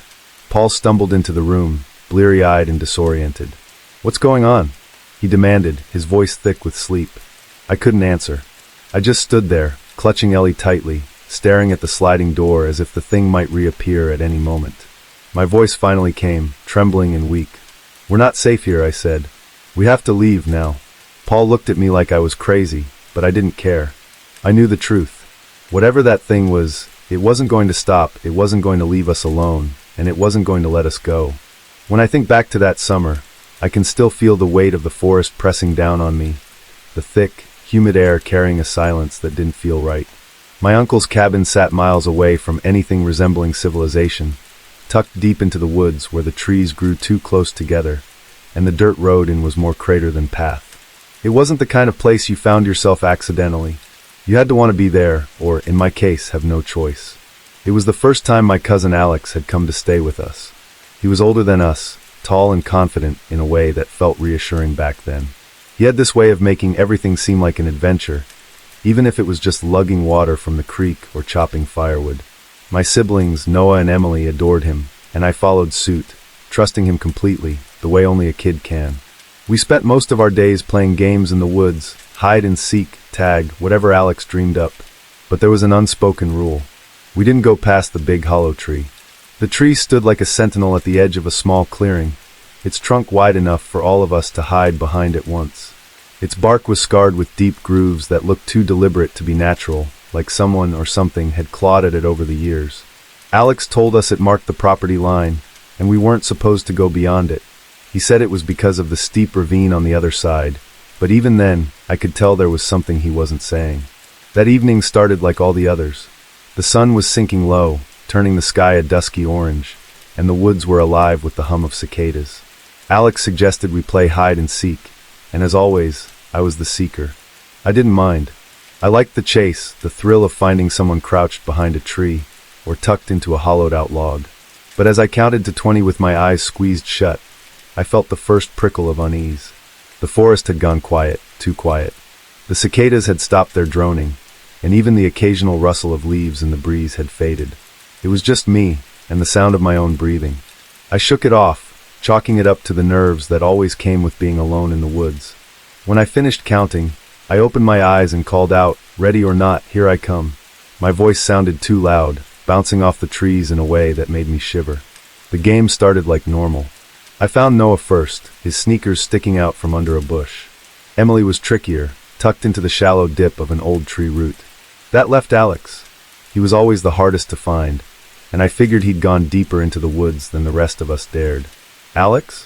I called, peering around tree trunks and kicking at piles of leaves. The sun had almost disappeared, casting long shadows across the ground. The hollow tree loomed up ahead, its gnarled branches stretching like skeletal arms. I hesitated, remembering Alex's rule. But then I heard it, a faint rustling, like someone shifting behind the tree. "Gotcha," I said, circling around. But when I reached the other side, there was no one there. The forest felt heavier now, the silence oppressive. I turned to head back toward the clearing when I saw him. Alex was standing just beyond the hollow tree, his back to me. He wasn't moving, just standing there, his head tilted to one side as if he were listening to something I couldn't hear. "Alex!" I called again, louder this time. He didn't respond, my stomach tightened. There was something off about the way he was standing, too rigid, too still. I took a hesitant step forward, and that's when he turned. His face wasn't right, the shadows distorted his features, but his smile was what froze me in place. It stretched too wide, his teeth gleaming in the dim light. His eyes, there was something wrong with his eyes. They didn't look like Alex's, they didn't even look human. "Alex?" I whispered, my voice barely audible. He took a step toward me, his movements stiff and jerky, like a puppet being yanked by invisible strings. I didn't wait to see what he would do next. I bolted back toward the cabin, my heart hammering in my chest. Branches whipped at my face, and the ground seemed to tilt beneath me. I heard footsteps behind me, too fast, too heavy to be mine. When I burst into the clearing, Noah and Emily were already there, their faces pale. "Did you see him?" I gasped, barely able to get the words out. They both nodded, their eyes wide. He smiled at me," Emily said, her voice trembling, but it wasn't him. We didn't stop running until we reached the cabin. The door slammed shut behind us, and we shoved the old wooden table in front of it for good measure. It wasn't until we turned around that we saw Alex, the real Alex, standing in the kitchen doorway, rubbing his eyes. "What's going on?" he asked, his voice groggy. We stared at him, too stunned to speak. Finally, I managed to choke out, We saw you in the woods." His face changed then, the color drained from it, and his eyes darted to the windows. "Lock everything," he said, his voice low and urgent. "Don't make a sound." We did as he said, but I couldn't stop shaking. Outside, the forest was quiet again, but it didn't feel right. It felt like something was out there. Alex didn't say anything as we scrambled to lock the doors and windows, but the tension in his movements told me everything I needed to know. This wasn't a game, and whatever we'd seen wasn't something we could explain away. His hand trembled as he bolted the last window, the sound of the lock snapping into place, echoing in the oppressive silence. The cabin felt like a flimsy box made of twigs, and outside, the woods pressed against it, dark and heavy. Noah, Emily, and I huddled in the living room while Alex paced, gripping the old rifle he kept behind the door. He muttered under his breath, too low for us to hear, but his face gave him away. He was scared. Alex, the unshakable, was scared. "What did you see out there?" I finally asked, my voice barely louder than a whisper. I wasn't sure I wanted the answer. Alex stopped pacing, his eyes darting to the window. He glanced at me, then at Emily and Noah, and shook his head. "It's nothing," he said, but his tone wasn't convincing. "Probably just some animal messing around." "It wasn't an animal," Emily said, her voice trembling. "It was you out there, but it wasn't you." Alex's jaw tightened, and he looked away. "Stay inside, don't open the door for anything, got it?" Before we could protest, he turned and stepped out onto the porch, slamming the door behind him. We all froze, listening to the heavy thud of his boots as he moved down the steps. Through the window, I could just barely make out his silhouette disappearing into the trees, the rifle slung over his shoulder. For a long time, none of us spoke. The cabin creaked around us, the old wood groaning as if under some invisible weight. The silence outside was absolute, and that was the worst part. No wind, no insects, no nightbirds, just stillness. And then we heard it. A scream tore through the night, raw and guttural, a sound that didn't belong to anything natural. It wasn't Alex. It couldn't have been Alex. It was too deep, too twisted, like the sound of metal scraping against stone. It sent a shiver down my spine, and Emily grabbed my arm, her nails digging into my skin. "What was that?" Noah whispered, his voice barely audible. None of us had an answer. We stared at the door, half expecting it to burst open, but nothing happened. Minutes stretched into what felt like hours. I started to think Alex wasn't coming back. Maybe whatever was out there had gotten him. And then suddenly the door slammed open. Alex stumbled inside, slamming it shut and bolting it behind him. His face was pale, his shirt torn, and there was a scratch running down his arm, the blood dark against his skin. He leaned against the door, breathing heavily, his eyes darting around the room, like he was still looking for something.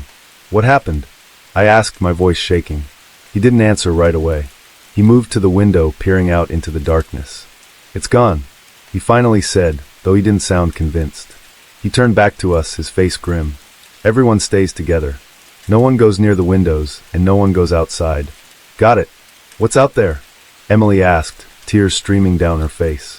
Alex hesitated, his hand tightening on the rifle. "I don't know," he admitted, "but it's not human."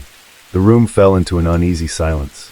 I wanted to ask more, but something in Alex's expression stopped me. Instead, we sat together in the corner of the room. The three of us pressed against each other, while Alex kept watch. As the hours dragged on, the oppressive silence returned. But it didn't feel empty. It felt full, like something was out there, circling the cabin, waiting. Every so often I thought I heard faint whispers, too low to make out, but just loud enough to set my teeth on edge. And then, as if the forest itself decided to exhale, the whispers grew louder. At first, they sounded like the wind, brushing against the cabin walls.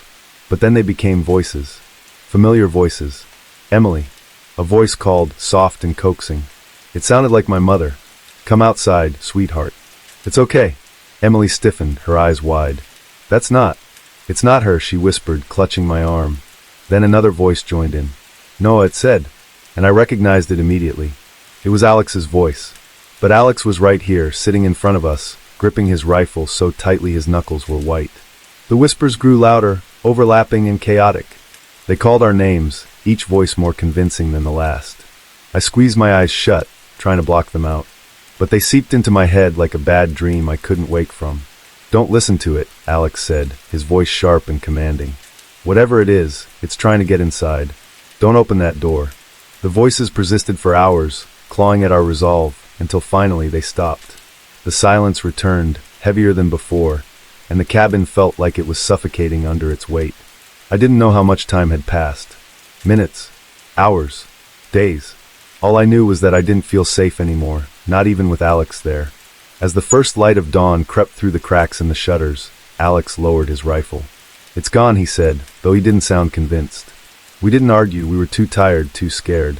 But as the sunlight stretched across the floor, I couldn't shake the feeling that something was still out there, just beyond the tree line, waiting for the darkness to return. Dawn felt like a fragile reprieve, the weak sunlight spilling through the gaps in the shutters, doing little to chase away the fear that clung to us. Alex hadn't said a word since declaring it was gone. He just sat there, staring at the rifle across his knees, like it was the only thing keeping whatever was out there at bay.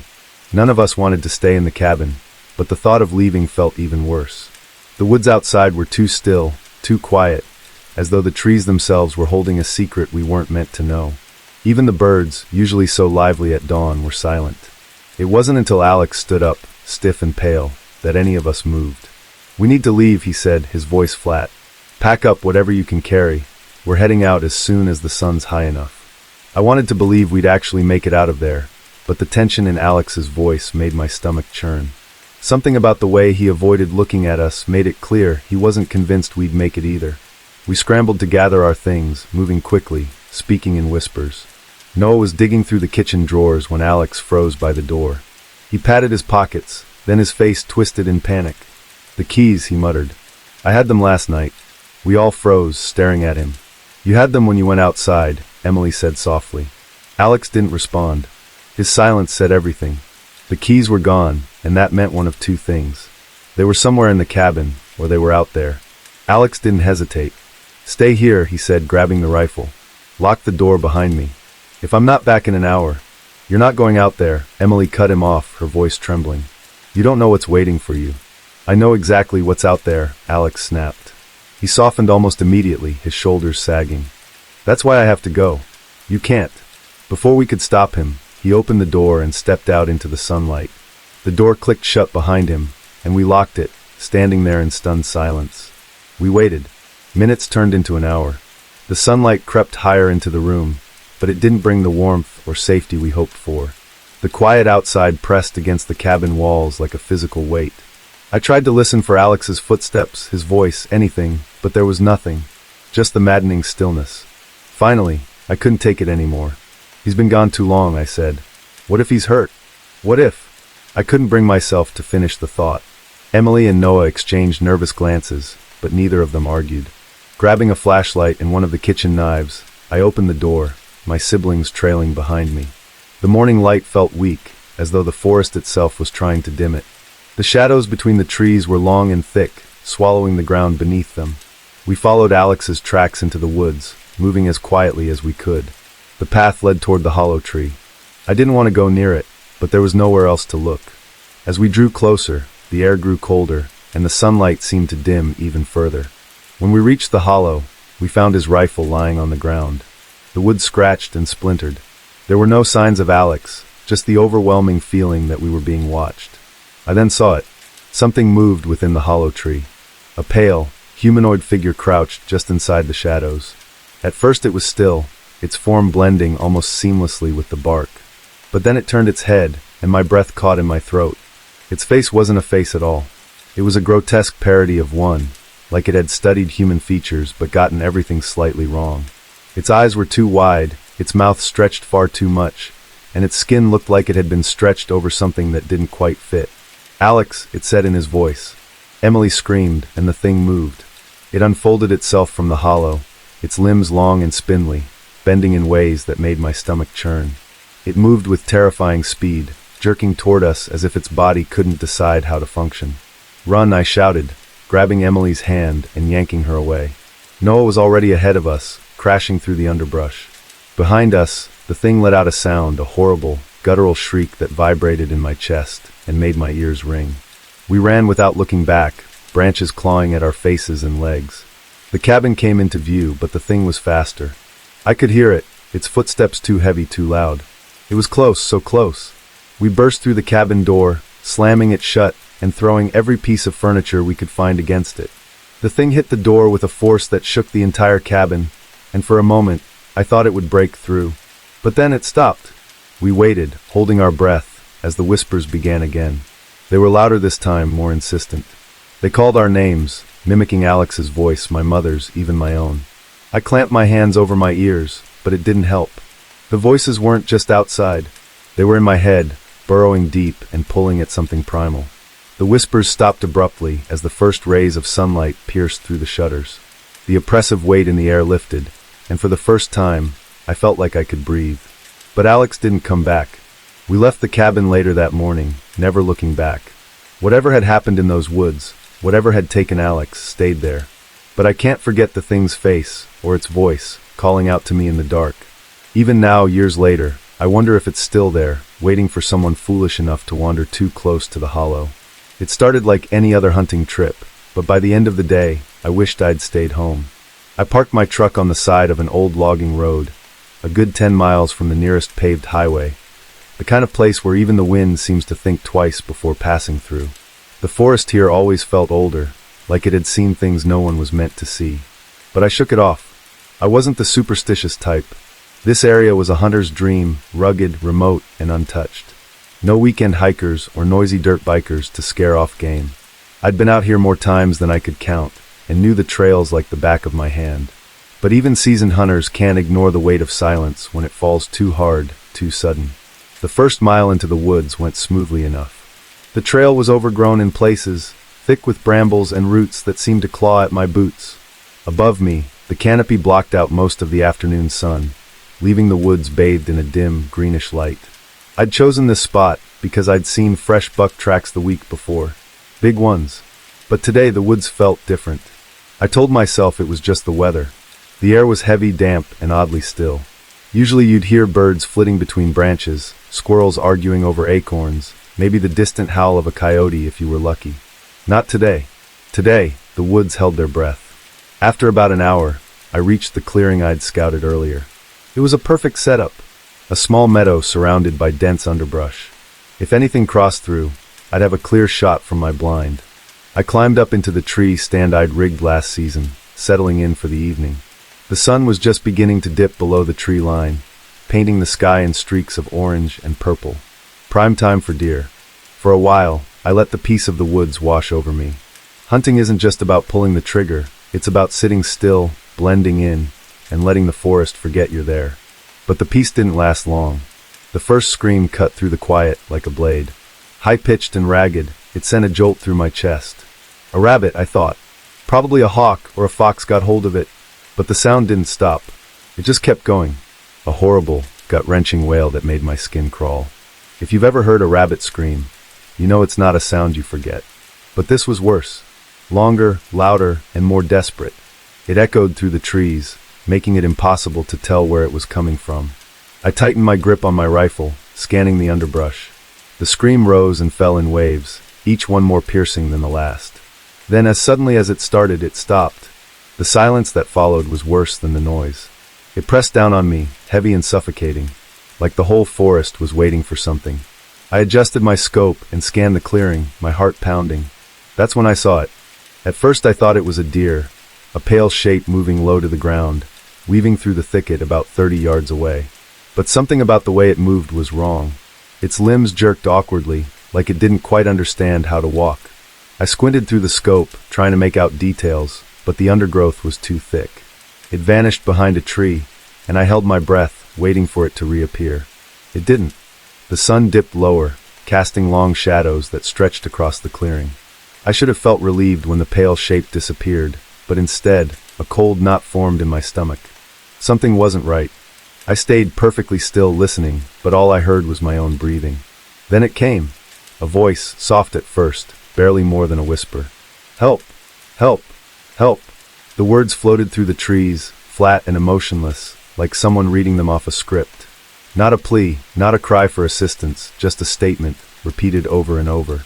It wasn't the kind of voice you'd expect to hear in the woods. It sounded human, but there was no fluctuation, no urgency, just a cold, robotic monotone. I froze, every instinct screaming at me to stay still. The voice came from where the pale figure had disappeared, repeating the same word, over and over, like a broken record. Help! Help! Help! I didn't move, didn't blink. It said the word 15 times, yes, I counted. Then it stopped, leaving the woods so silent I could hear my own heartbeat. A sharp crack broke the stillness, loud as a gunshot, a branch snapping underfoot. The sound was followed by an explosion of motion, birds bursting from the trees, squirrels skittering up trunks, a herd of deer crashing through the brush like something was chasing them. And then nothing. No footsteps, no voice, no sound at all, just the weight of the silence pressing down on me again. I sat there frozen, my rifle clutched so tightly my knuckles ached. The clearing was empty, but I couldn't shake the feeling that something was watching me. I knew I had to get out of there, but leaving the safety of the tree stand felt like stepping into a trap. The forest was dark now, the the last traces of sunlight swallowed by the thick canopy. My flashlight was back in the truck, along with my sense of security. All I had was the moonlight filtering through the branches, casting twisted shadows across the ground. I took a deep breath, steadying myself. I didn't know what I'd just witnessed, but I knew one thing for certain. I wasn't alone out here. I don't scare easy. I've faced charging elk, had bears sniffing too close for comfort, even gotten lost in a blizzard once. But this was something different. Something my gut couldn't categorize, couldn't prepare me for. And that made it worse. I stayed in the tree stand longer than I should have, trying to convince myself I'd misheard the voice. Maybe it was a prank, some idiot messing around. Or maybe my own mind, straining against the quiet, had imagined it. I wanted to believe that, but the way the animals had bolted, the way the woods seemed to hold their breath, it told me otherwise. My fingers ached from gripping the rifle too tightly. I forced them to relax, took a deep breath, and told myself it was time to move. Sitting in the stand was only delaying the inevitable. I couldn't stay up there all night. The path back to the truck wasn't long, but in the dark, it might as well have been 100 miles. The first step down from the stand felt wrong, like I was breaking some unspoken rule. My boots hit the soft dirt, and the forest swallowed the sound like it didn't belong. Every muscle in my body screamed to climb back up, but I ignored it. Survival meant moving, not waiting. The clearing was empty, bathed in faint moonlight that turned every branch and shadow into a potential threat. I stayed low, rifle at the ready, and made my way to the trail. It wasn't much, a narrow strip of dirt winding through the underbrush, but it was my lifeline. I hadn't gone more than 20 yards when I heard it again, footsteps. They were faint, just behind me, crunching the dry leaves.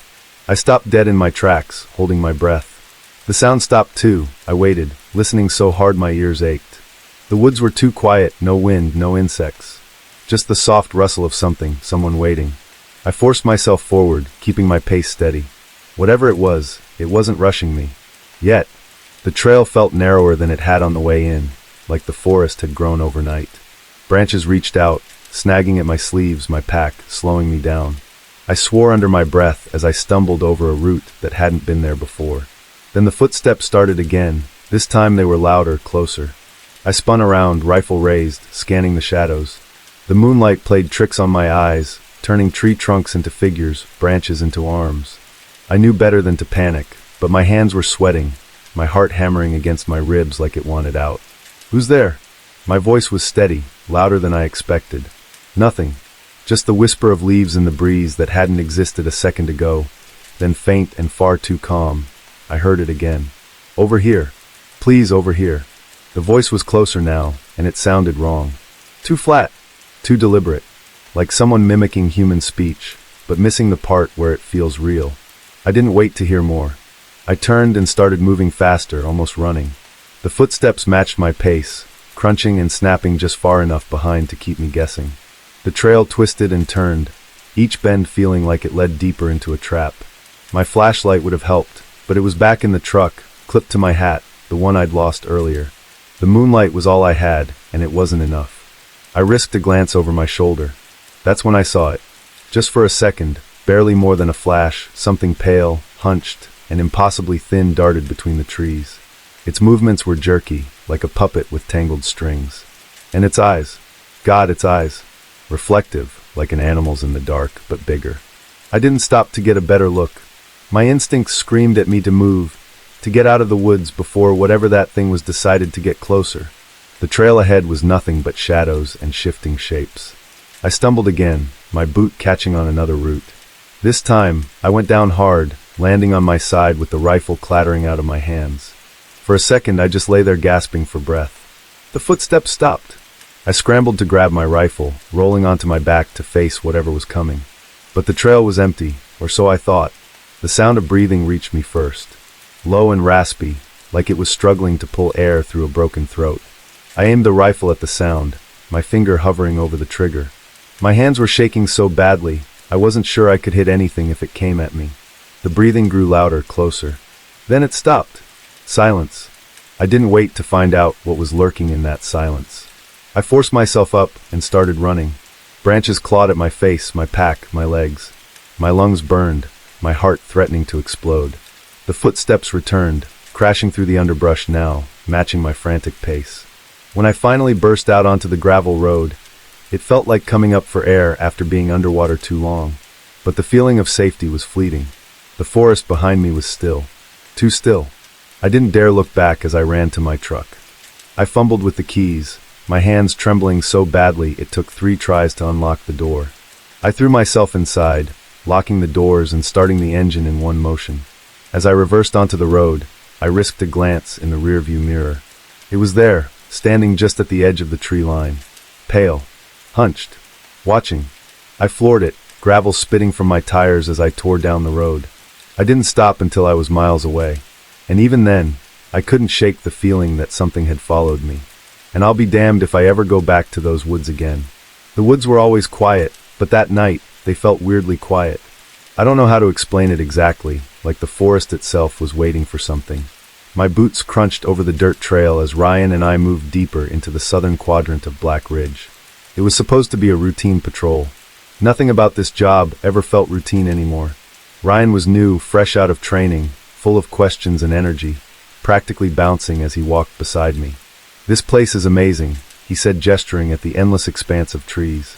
"I don't get why people say it's creepy." I didn't answer right away. How could I explain the feeling that had been gnawing at me for weeks? The forest didn't just feel creepy, it felt alive, watching. And with all the disappearances lately, I didn't trust it. "You'll see," I said finally. It wasn't much of an answer, but I wasn't about to dump my paranoia on him. The sun was starting to dip below the tree line, casting long shadows that stretched across the trail like claws. I checked my watch. 6:45 p.m. Sundown wasn't far off, and the rules were clear. We were supposed to be back at the station before dark. No exceptions. I quickened my pace, but Ryan lingered behind, staring at something on the ground. "What is it?"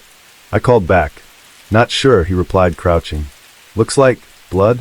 I froze. Sure enough, there was a dark stain on the trail, fresh. My stomach turned as I stepped closer, scanning the area. "It could be an animal," I said, trying to keep my voice steady. Ryan didn't respond.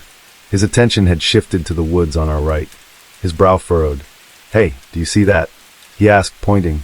At first I didn't see anything, just trees and shadows, but then, there, a figure. Small, motionless. My breath caught. It looked like a kid, maybe 8 or 9, standing just at the edge of the trees. "What the hell?" I muttered. Kids weren't supposed to be out here. No one was. Not this late. "I'll check it out," Ryan said, already stepping off the trail. "Wait," I snapped, grabbing his arm. "You don't just walk into the woods after some random. It's a kid, Chris." He cut me off, shaking me loose. What if they're lost? Something about the way the child stood there, so still, sent a chill down my spine. But before I could stop him, Ryan was gone. Flashlight bouncing as he pushed through the underbrush. "Ryan," I called after him. "We don't have time for this. We need to head back. Now." No answer. Just the rustle of leaves and the distant snap of a branch. I stayed where I was, my hand hovering near my radio. Protocol said we weren't supposed to leave the trail. Whatever this was, it didn't feel right. Minutes passed. The forest seemed to grow darker, the trees closing in around me. I glanced at my watch again. 7:05 p.m. My gut churned. Ryan should have been back by now. I grabbed my radio. "Ryan, where are you? Do you copy?" Static. I tried again, my voice more urgent. "Ryan, answer me. We need to get out of here." For a moment, there was nothing but the crackle of static. Then faintly, his voice came through. "Chris, I think I found." The transmission cut off abruptly. My pulse quickened. "Ryan, repeat that." "What did you find?" No response. Just silence. Heavy, suffocating silence. Screw the rules. I wasn't leaving him out there. I drew my flashlight and stepped off the trail, following the direction Ryan had gone.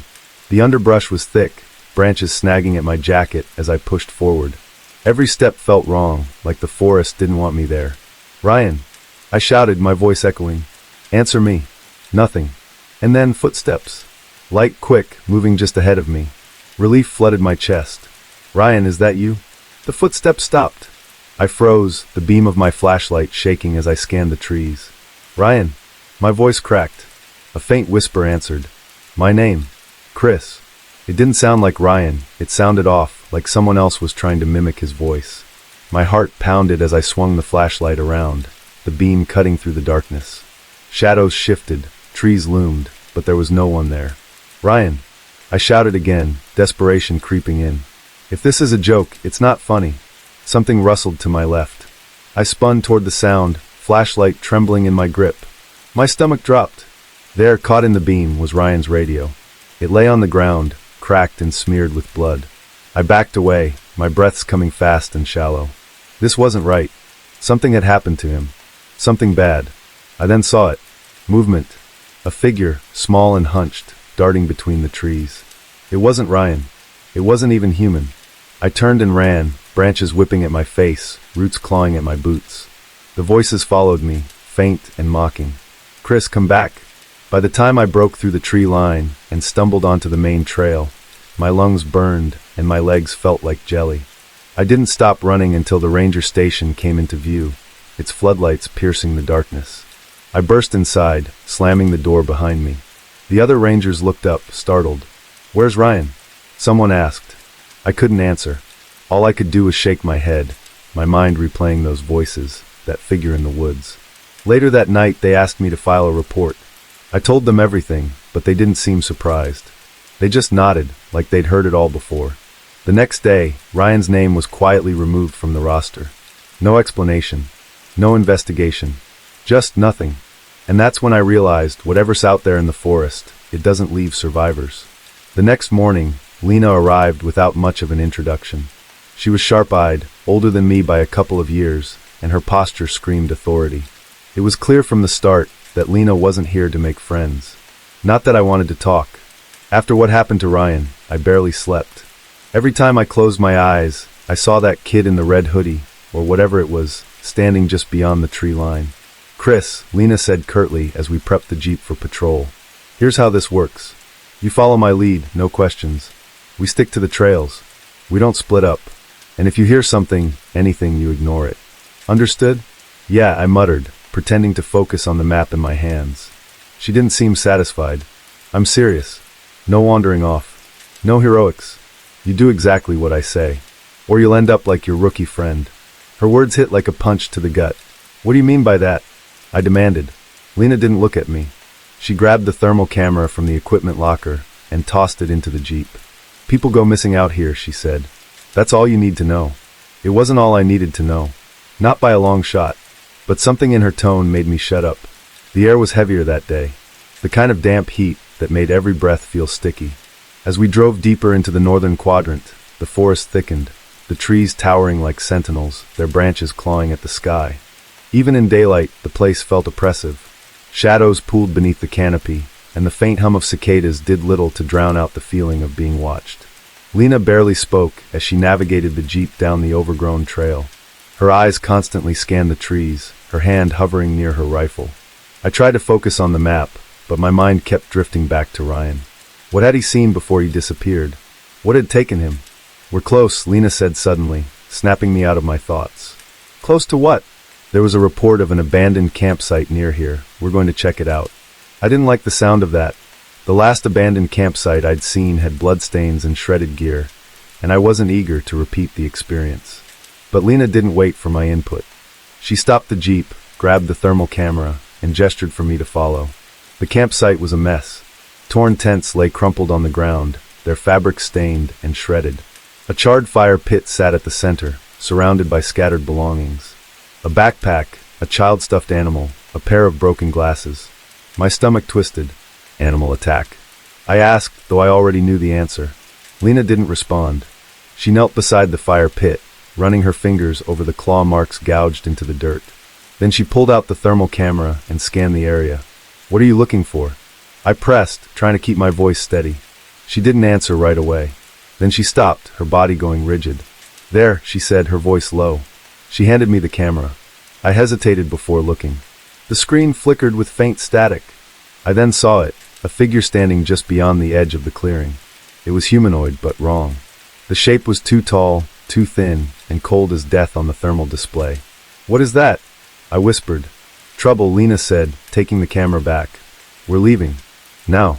Back in the Jeep, Lena's mood had shifted from stern to outright hostile.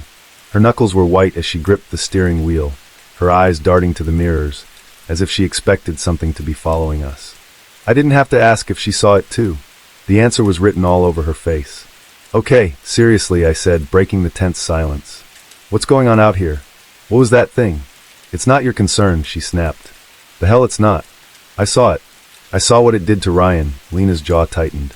You don't know what you saw. Then tell me, I shouted. Because whatever's out here, it's not just animals or bad luck. People are dying, Lena, and you know why, don't you? She didn't answer. The only sound was the crunch of tires on gravel as we sped back toward the station. We were halfway there when the forest came alive. It started with the sound of branches snapping, followed by something crashing through the underbrush. Lena slammed on the brakes, and we both grabbed our rifles. The Jeep's headlights illuminated the trail ahead, but nothing moved. Just the swaying of trees in the breeze. Stay here, Lena ordered, stepping out of the vehicle. Like hell I will, I muttered, following her. My hands shook as I held my rifle, scanning the darkness for movement. The forest was too quiet now, the air thick with tension. I heard it, a low, guttural growl coming from the left. Lena heard it too. She raised her rifle, her finger on the trigger. Don't move, she whispered. The growl grew louder, closer. My heart hammered in my chest as I tried to pinpoint the source. Then, from the corner of my eye, I saw them. Eyes. Reflective, glowing, staring at us from the treeline. Not one pair, but many. Back to the Jeep, Lena said, her voice barely audible. Slowly, we moved in unison, stepping backward toward the vehicle. The eyes didn't blink, didn't flinch. They just watched. And then they moved. The figures emerged from the shadows, their shapes flickering in and out of the light. Pale, elongated bodies with limbs that bent the wrong way, their movements jerky and unnatural. I froze, my brain struggling to comprehend what I was seeing. Chris, move, Lena barked. The creatures darted toward us faster than anything I'd ever seen. I fired wildly, the sound of gunfire deafening in the confined space of the forest. One of the creatures fell, its body twisting unnaturally as it hit the ground. But the others kept coming. Lena grabbed me, dragging me toward the Jeep as I continued firing. We barely made it inside, slamming the doors just as the creatures clawed at the windows. Their faces, if you could call them that, were pressed against the glass, pale and featureless, except for those glowing eyes. Lena floored the gas, and the Jeep lurched forward, the creatures chasing us down the trail. I didn't stop shooting until the headlights illuminated the ranger station in the distance. The creatures stopped abruptly, retreating into the shadows as if the light repelled them. We skidded to a stop outside the station. Lena turned off the engine and sat there, gripping the wheel so tightly her hands shook. What the hell were those things? I asked, my voice barely more than a whisper. Lena didn't answer. She just looked at me, her expression cold and distant. That's why you don't ask questions. That night, I couldn't sleep. Every time I closed my eyes, I saw those glowing eyes staring back at me. Whatever was out there, it wasn't human. We left before dawn, just as the fog began to curl through the trees like pale fingers. Lena didn't say much as we loaded the Jeep, her face set like stone. I'd stopped trying to get answers from her. Whatever was going on out here, she knew it, but getting her to talk was like prying open a steel trap. Still, the silence weighed on me. I was on edge, hyper-aware of every sound, every shift in the shadows. I couldn't stop thinking about the night before. The creatures, their glowing eyes, the way they moved. No animal I knew moved like that. No animal should. We'll patrol the northern sector, Lena said finally, her voice sharp and clipped. Keep your weapon close and your head on straight. If something happens, follow my lead. Got it, I muttered, not like I had much of a choice. The northern sector was a nightmare. The trees were denser here, the canopy so thick it blocked out the rising sun. The Jeep's headlights struggled to pierce the gloom, casting long shadows that seemed to shift and writhe like they were alive. Lena drove with one hand on the wheel, the other resting on her rifle. Her eyes never stopped scanning the trees. I gripped my own rifle tightly, my palms slick with sweat. Why the northern sector? I asked, breaking the silence. There's been activity up here, Lena said without looking at me. Campers heard voices. Things moving in the night. Voices, I repeated, my stomach tightening. Like Ryan's? She shot me a glance, her expression unreadable. Just stay focused. Halfway through the patrol, the Jeep stalled. The engine sputtered once, then died, leaving us stranded in the middle of the forest. I could feel my pulse quicken as Lena cursed under her breath and popped the hood. Stay in the Jeep, she ordered, stepping out. I didn't argue. I watched her through the windshield as she fiddled with the engine, her movements quick and efficient. But something felt wrong. The forest was too quiet. No birds. No insects. Just silence. Then from the radio, a faint crackle. I grabbed it, my hands trembling. "Lena, the radio." Before I could finish, a voice came through. Soft, distant, but unmistakable. "Chris, help me." My blood turned to ice. It was Ryan. "Lena," I shouted, panic creeping into my voice. "It's him. It's Ryan." Lena's head snapped up. "Turn it off," she barked, slamming the hood shut and climbing back into the Jeep. "Now." "But, turn it off," she shouted. I fumbled with the radio, my fingers clumsy with fear. The static hissed and popped, Ryan's voice breaking through again, more urgent this time. "Chris, I'm here. Please." I shut it off, my heart pounding. Lena didn't say anything as she tried the engine again. It roared to life, but I barely felt the relief. My mind was spinning, torn between terror and guilt. What if it really was him? We drove in silence, the tension between us thick enough to cut. The forest seemed darker now.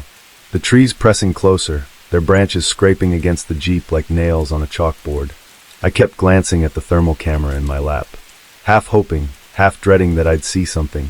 And then I did. "Lena," I said, my voice barely a whisper. "Stop the Jeep." She hit the brakes, her eyes narrowing as she turned to me. "What is it?" I held up the thermal camera, my hands shaking. On the screen was a figure, human-shaped but cold. It stood motionless about 50 yards ahead, just off the trail. Lena grabbed the camera, her jaw tightening. "Damn it," she muttered. She turned off the headlights, plunging us into near total darkness. "Grab your rifle. Stay close." We moved quietly, our boots crunching on the gravel as we approached the spot where I'd seen the figure. The darkness was suffocating, the only light coming from the weak beam of Lena's flashlight. My grip on the rifle was so tight it hurt. The figure was gone, but the air felt heavy, charged with something I couldn't explain. Every nerve in my body screamed at me to run, but Lena pressed forward. Her movements deliberate, and we heard it, a low, guttural growl, followed by the sound of branches snapping. I swung the flashlight around, the beam trembling as it cut through the trees. The growl came again, closer this time. "Lena," I whispered, my voice shaking. "What is that?" She didn't answer. Instead, she raised her rifle, her eyes fixed on something ahead. I followed her gaze and froze. There were eyes, dozens of them, glowing faintly in the darkness. They blinked in unison, and my stomach turned. "Back to the Jeep," Lena said, her voice low and steady. "Now." We moved slowly at first, trying not to provoke whatever was out there. But the eyes didn't stay still. They moved closer, and with them came the sound of footsteps. Hundreds of them, all around us, circling, closing in. Lena didn't wait. She turned and ran, and I followed, my heart pounding so hard I thought it might burst. The footsteps were deafening now, the growls turning into a cacophony of screeches and howls. I didn't dare look back. We reached the Jeep and scrambled inside, slamming the doors just as the creatures burst from the trees. Pale, twisted forms with two long limbs and faces that were almost human but not. One of them lunged at the windshield, its jagged teeth scraping against the glass. I fired through the window, the sound of the gunshot deafening in the enclosed space. "Drive!" I shouted, but Lena was already flooring the gas. The Jeep lurched forward, throwing the creatures off as we sped down the trail. They gave chase, their movements unnaturally fast, their bodies flickering in and out of view. "Don't stop," Lena said through gritted teeth, her hands tight on the wheel. "No matter what, don't stop." The creatures finally stopped chasing us as we approached the station. I don't know why, maybe the floodlights scared them off, but I didn't care. We stumbled out of the Jeep, battered and shaken, but alive. Inside, the station was eerily quiet. Too quiet. Carter, the ranger on shift, was gone. His gear was still there, his radio crackling faintly on the desk. But there was no sign of him. "Lena." I started, but she cut me off. "We're locking down," she said, her voice cold and final. "No one leaves this building until sunrise." I nodded, too shaken to argue. But as I sat in the corner of the room, clutching my rifle, it wasn't over. The voices were still there, faint and distant, just at the edge of my hearing. "Chris," they called. "Come back." And somewhere in the darkness, they were waiting. The next morning, we staggered into the sunlight like survivors of a war. The forest behind us loomed dark and silent, but I could still feel its presence. Hungry. We didn't speak as we climbed into the battered Jeep, Lena's hands trembling as she gripped the wheel. The road out felt endless. When the trees finally thinned and the small ranger station gave way to the open highway, I let out a breath I didn't realize I'd been holding. I turned to Lena, her face pale and drawn, her eyes locked on the road ahead. Never again, I muttered, more to myself than to her. She nodded once, her lips pressed into a tight line. We didn't look back. We couldn't. Because if we did, we both knew we might never leave. We are never going into those woods again. I stepped out of the house, Roscoe's leash tight in my grip, and immediately noticed how quiet it was. Too quiet. The kind of silence that feels wrong, like the world's holding its breath. Normally, even in this sleepy town, you'd hear something. A car in the distance. The buzz of a street lamp. Maybe a dog barking. But tonight, it was just me, Roscoe, and the sound of his nails clicking against the pavement. Roscoe, my big brindled pit bull, trotted ahead, his ears perked and nose twitching. He was in his element, tail swaying confidently. I tried to match his energy, but something about the air felt heavier than usual, like it was pressing down on me. Still, it was just another walk.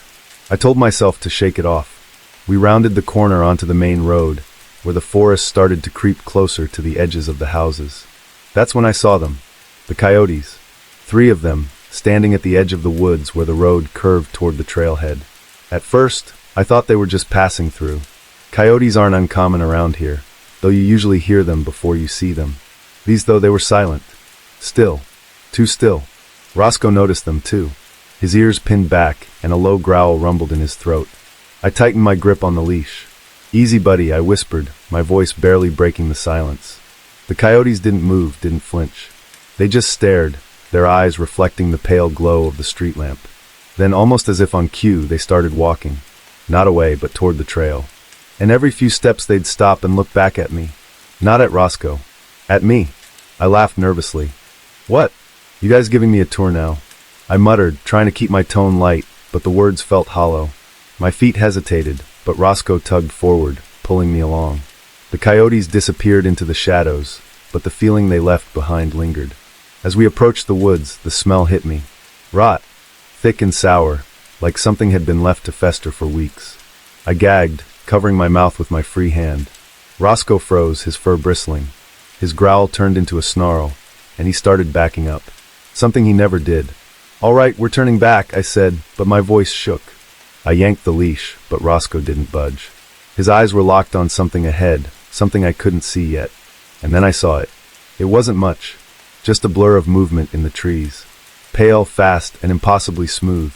It was there, then gone, like a ripple in the darkness. My heart slammed against my ribs. I gripped Roscoe's leash tighter and swallowed hard, telling myself it was nothing. Just an animal. A deer, maybe. But my gut was screaming at me to leave. We were almost at the trailhead when the smell got stronger, thick enough to make my eyes water. Roscoe was shaking now, pulling against the leash to go back, but I caught sight of one of the coyotes again. It was crouched low on the opposite side of the road, separated from the woods by a thin stretch of gravel.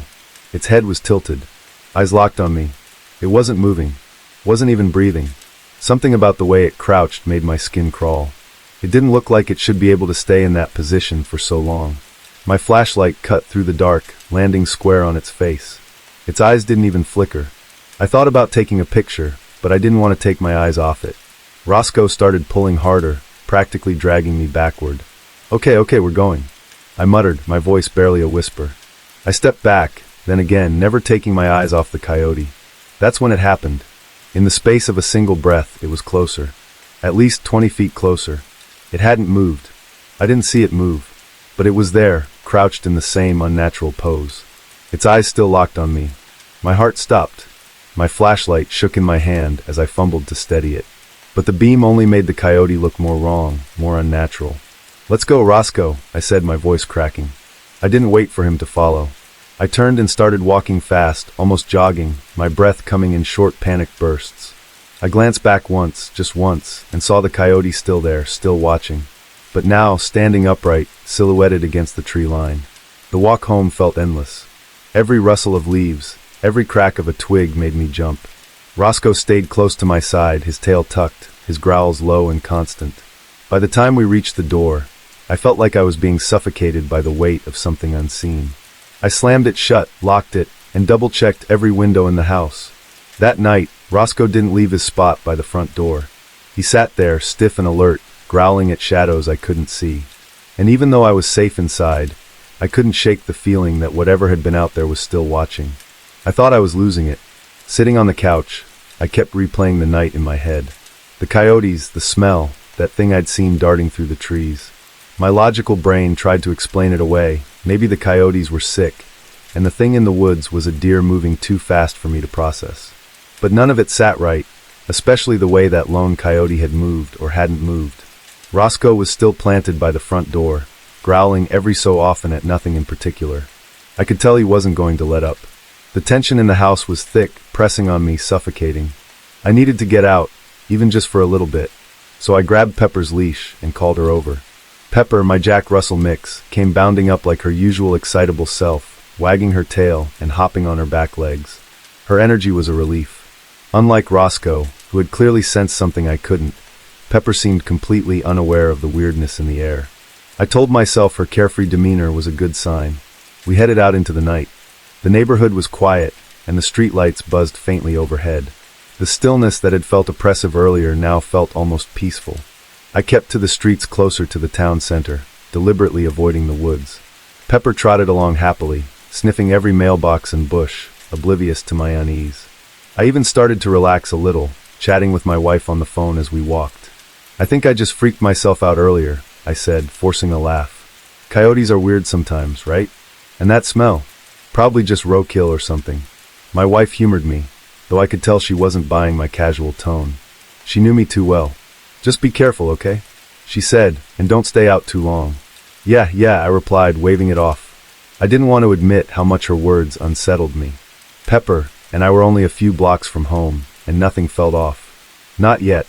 We turned down the alley that ran behind my house, a shortcut I'd taken 100 times before. The alley was narrow, with tall wooden fences on either side, and a single streetlight at the far end. The light flickered erratically, casting jittery shadows that made the space feel smaller than it was. Pepper slowed down, her ears flicking back as she sniffed the air. That's when I saw them. At first, I thought they were people. 2 figures standing at the far end of the alley, just beyond the reach of the flickering streetlight. They were tall, easily over 6 feet, and broad, their shoulders hunched forward like they were leaning into the wind. But the longer I stared, the more wrong they looked. Their arms were too long, their movements too jerky, like marionettes being yanked along by invisible strings. My stomach dropped. They weren't people. Their skin was pale, almost translucent, stretched taut over bulging muscles. They were hairless, their heads misshapen, and their eyes, God, their eyes, hollow, dark pits that seemed to drink in the faint light, making the shadows around them ripple unnaturally. Pepper froze, her little body trembling as a low, guttural growl escaped her throat. I'd never heard her make a sound like that before. My feet felt glued to the ground, my mind screaming at me to move. But I couldn't. The figures shifted, their heads tilting in perfect unison as they turned to look directly at me. The way they moved made my skin crawl. Their steps were slow, deliberate, and wrong, like they were mimicking the way humans walked, but didn't quite understand how. The sound of their footsteps echoed unnaturally in the narrow alley, wet and heavy, like flesh slapping against concrete. Pepper, I whispered, my voice barely audible over the pounding in my ears. Let's go. But she wouldn't budge. Her growling turned into frantic barking, high-pitched and desperate, as the figures continued their slow advance. My legs finally obeyed, and I yanked hard on the leash, scooping her up as I stumbled backward. My breath came in ragged gasps, my eyes locked on the figures as they moved closer. One of them stopped under the streetlight, its pale skin glowing faintly in the flickering light. It raised a hand, long, spindly fingers, twitching like it was trying to reach for something it couldn't quite grasp. The other figure paused, then turned its head toward the shadows on my left, as if it had heard something. I followed its gaze and immediately wished I hadn't.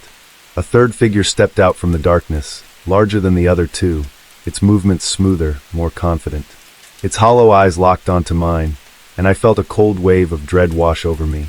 This one was different. It didn't shuffle or jerk like the others. It moved with purpose. I ran. I don't remember how I made it back to the house. My legs burned, and my chest felt like it was going to explode. But I didn't stop until I was inside. The door locked and bolted behind me.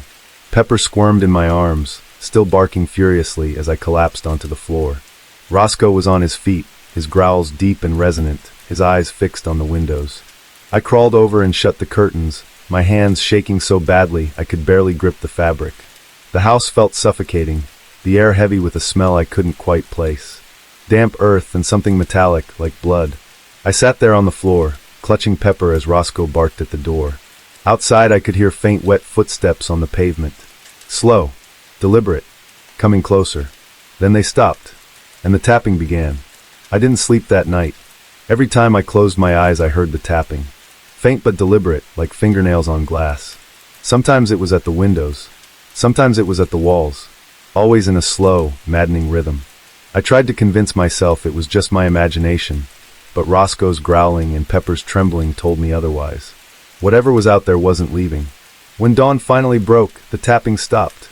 The house fell silent, but the air felt just as heavy, like it was saturated with something unseen.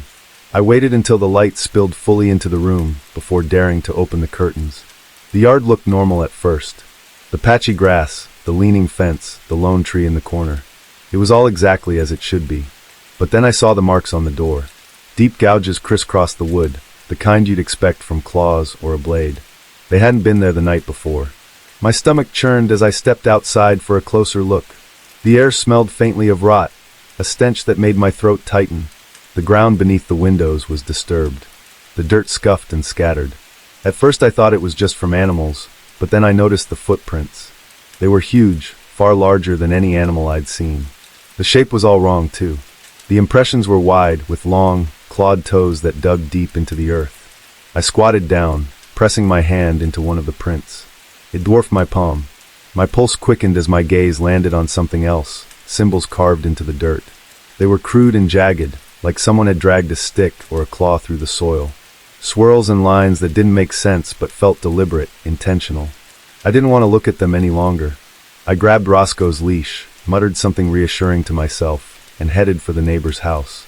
If anyone would know what to make of this, it was old Mr. Larkin. Mr. Larkin had lived in the neighborhood longer than anyone. He was the kind of guy who knew everyone's business, whether you wanted him to or not. When I explained what I'd seen, leaving out the worst of it, of course, his face went pale. "You saw them, didn't you?" he said, his voice barely above a whisper. His hands shook as he set down his coffee mug. "The pale ones." I frowned. "The what?" "They don't come around often," he continued, his eyes darting toward the window. "Only in the fall when the nights get long. They're not animals, not people either. Something else. Something old." His words didn't make sense, but the fear in his voice was undeniable. He warned me to avoid the woods, and to keep the curtains drawn after dark. "And don't let them mark you," he added cryptically. "If they do, they'll never stop." I left his house with more questions than answers, my mind racing. Mark me? What did that even mean? I couldn't shake the feeling that he knew more than he was letting on. Back at home, I grabbed Roscoe's leash and decided to retrace my steps from the night before. It felt reckless, but I needed answers. The alley where I'd seen the creatures looked normal in the daylight, though the flickering streetlight at the far end was now shattered. Glass littered the ground, catching the weak sunlight. Roscoe was restless, pulling against the leash as we walked. I kept my eyes on the ground, scanning for any sign of the creatures. But all I found were more of those strange symbols, etched into the dirt in long, looping patterns that seemed to lead toward the woods. We didn't make it far. Roscoe froze, growling low in his throat, his body rigid as a board. He wouldn't move, wouldn't even look at me. His eyes were locked on the shadowy tree-line ahead. I followed his gaze but saw nothing, just the dark outlines of trees, their branches swaying in the breeze. Still I felt it, that oppressive weight in the air, the same feeling I'd had the night before. We turned back. That night, the tapping returned. It started softly, just a faint click-click-click against the window. I stayed in the living room, clutching a kitchen knife like it would do any good. Roscoe sat by the door, growling steadily, while Pepper hid under the couch. The tapping grew louder, more insistent. I tried to ignore it, tried to tell myself it was just the wind, but then I heard the footsteps. Slow, deliberate, like wet flesh slapping against concrete. My stomach tightened as the footsteps circled the house, pausing every few feet before starting again. I held my breath as something scraped against the front door. Long, slow drags that sent shivers up my spine. Roscoe lunged at the door, barking furiously. My hands were shaking so badly, I could barely hold the knife. And then came the voice. It was faint at first, barely audible over Roscoe's barking. A low, guttural whisper that didn't sound human. It called my name. Not once, but twice. Drawn out, distorted, like someone trying to mimic a voice they didn't quite understand. I didn't wait to hear it a third time. Grabbing both dogs, I bolted for the garage. My car keys were already in my pocket, and I fumbled to get the door open. The dogs scrambled inside as I started the engine, my hands trembling on the wheel. As I backed out of the driveway, I caught a glimpse of them in the rearview mirror. 3 figures stood at the edge of the yard, their hollow eyes glowing faintly in the darkness. One of them raised a hand, its fingers twitching unnaturally, almost like it was waving goodbye. I didn't look back. Living on the edge of a forest teaches you a thing or two about silence. I'd grown used to it, or so I thought. The cabin my brother and I shared wasn't much, but it was ours, tucked into a clearing surrounded by tall trees. Quiet was normal, peaceful even. Until that night, I'd decided to walk the trail later than usual. The heat of the day had been unbearable, and the cool night air seemed like an invitation I couldn't refuse. Luna, my shepherd mix, trotted at my heels, her tail wagging in anticipation. She loved these walks as much as I did. I grabbed my flashlight, double-checked the batteries, and stepped off the porch into the dark. The first half of the loop was always my favorite. It skirted the meadow, with just enough moonlight to guide my way. Tonight, the grass shimmered silver under the half-moon, and the air was heavy with the scent of damp earth. I could see the faint outline of our cabin from the corner of my eye, a comforting anchor as I walked. Luna sniffed at the trail, darting ahead, her nails clicking against the hard-packed dirt. When we reached the forest edge, I paused, staring into the dark wall of trees. The second half of the loop cut deep into the woods, where the canopy blocked the moonlight, and the air grew thick with the smell of woods in decay. The flashlight beam was thin, swallowed by the shadows almost as soon as it touched them. Still, I'd done this walk dozens of times before. There was no reason to feel uneasy. Or so I told myself. The woods were quieter than usual. No rustling leaves. No chirping insects. Just the crunch of my boots and the soft panting of Luna somewhere ahead. I adjusted my flashlight, swinging it left and right. But the shadows seemed thicker tonight, as if they were closing in. I told myself it was just my imagination, shook it off, and pressed forward. I was nearly at the bend that marked the halfway point when I heard it. "Can you hear me? I need help." I froze. The voice was faint but clear, cutting through the stillness like a blade. It wasn't frantic or scared. If anything, it sounded flat, practiced, like someone reading lines off a script. I swung my flashlight toward the sound, but all it caught were trees. "Can you hear me? I need help." The same words. The same tone. No variation. No urgency. I clicked off the flashlight, suddenly aware of how exposed I was. The dark closed around me like a fist, and my heart thudded hard enough to hurt. I crouched low, gripping Luna's collar to keep her from barking. But she wasn't barking. She was growling, a deep guttural sound I'd never heard from her before. "Luna," I whispered, trying to pull her back. She didn't move. Her eyes were locked on the trees. Her teeth bared, the growl rumbling in her chest like distant thunder. I followed her gaze, but the shadows gave nothing away. The voice came again, closer now. "Can you hear me? I need help." I felt a spike of panic shoot through me. My first thought was someone was hurt, lost in the woods. But there was something wrong, something about the way the voice didn't carry like it should have. It was too even, too measured, as if whoever was speaking wasn't really speaking at all. Luna broke away from my grip and bolted toward the sound. "No," I hissed, scrambling after her, my flashlight swinging wildly. The beam caught her for a split second, a blur of black and tan fur disappearing into the underbrush. The voice called again, louder this time, the monotone cutting through my panic like a razor. "Luna," I called, my voice shaking. The forest answered with silence. Then it laughed. Low and guttural, the sound rippled through the trees. My skin prickled and my knees locked. It wasn't a human laugh. It couldn't be. It was too deep, too wrong, like the growl of an animal that had learned how to mimic us. I turned and ran. Branches clawed at my arms and legs as I crashed through the underbrush, the flashlight beam bobbing wildly ahead of me. The laugh followed, rising and falling, echoing from everywhere and nowhere. My lungs burned, but I didn't dare slow down. Images filled my mind. Something crouching in the dark, grinning wide enough to split its face, watching me run. When I finally burst out of the woods and into the clearing, I didn't stop. The cabin was in sight, the porch light glowing faintly through the dark. I stumbled up the steps and slammed the door behind me, my chest heaving, my ears straining for any sound beyond the walls. Luna was on the porch, waiting, her fur bristling. She stared at the woods, growling low and steady, her eyes fixed on something I couldn't see. That night, the forest was silent. Too silent. And I knew deep down that silence wasn't the absence of sound. It was the sound of something watching, something waiting. By the time I slammed the cabin door behind me, my legs were shaking so badly I could barely stand. Luna followed me in, her tail tucked and her eyes still fixed on the woods outside. She growled low in her throat, a sound that made the hair on the back of my neck stand on end. Whatever was out there, she'd seen it. I hadn't, and maybe that was worse. What the hell is going on? My brother Nate came stomping out of his room, barefoot and holding a wrench he must have grabbed in a hurry. He froze when he saw me, out of breath and wild-eyed. "You look like you've seen a ghost." "I don't know what it was," I said, gasping for air. I couldn't bring myself to explain right away, not with my chest still tight and my ears ringing from the run. "Something in the woods. I heard someone." And Luna, she just ran off. Nate's expression hardened. He wasn't the type to scare easy, and I could tell he thought I was overreacting. Still, he pulled the curtain shut and turned the lock on the door. "Calm down," he said. "Start from the beginning." I tried to. I told him about the voice. The way it sounded too wrong. About the laughter that didn't belong to anything human. Nate listened, leaning against the wall, his arms crossed, his face unreadable. When I finished, he shook his head. "You sure it wasn't a coyote? They can make some freaky noises," he said. But his voice lacked conviction, and I could see him glancing at the window just like I had.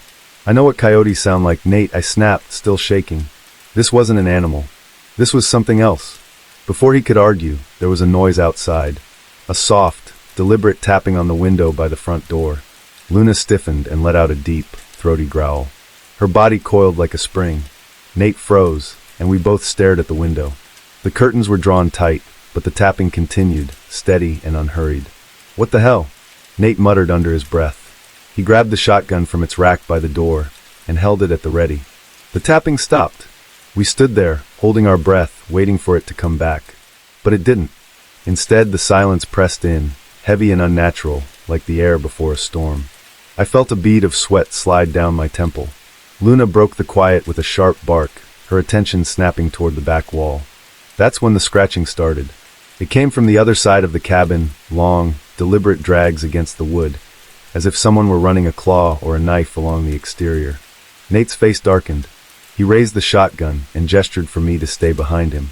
Slowly, we moved toward the back door, Luna close on our heels. The scratching stopped as suddenly as it had begun.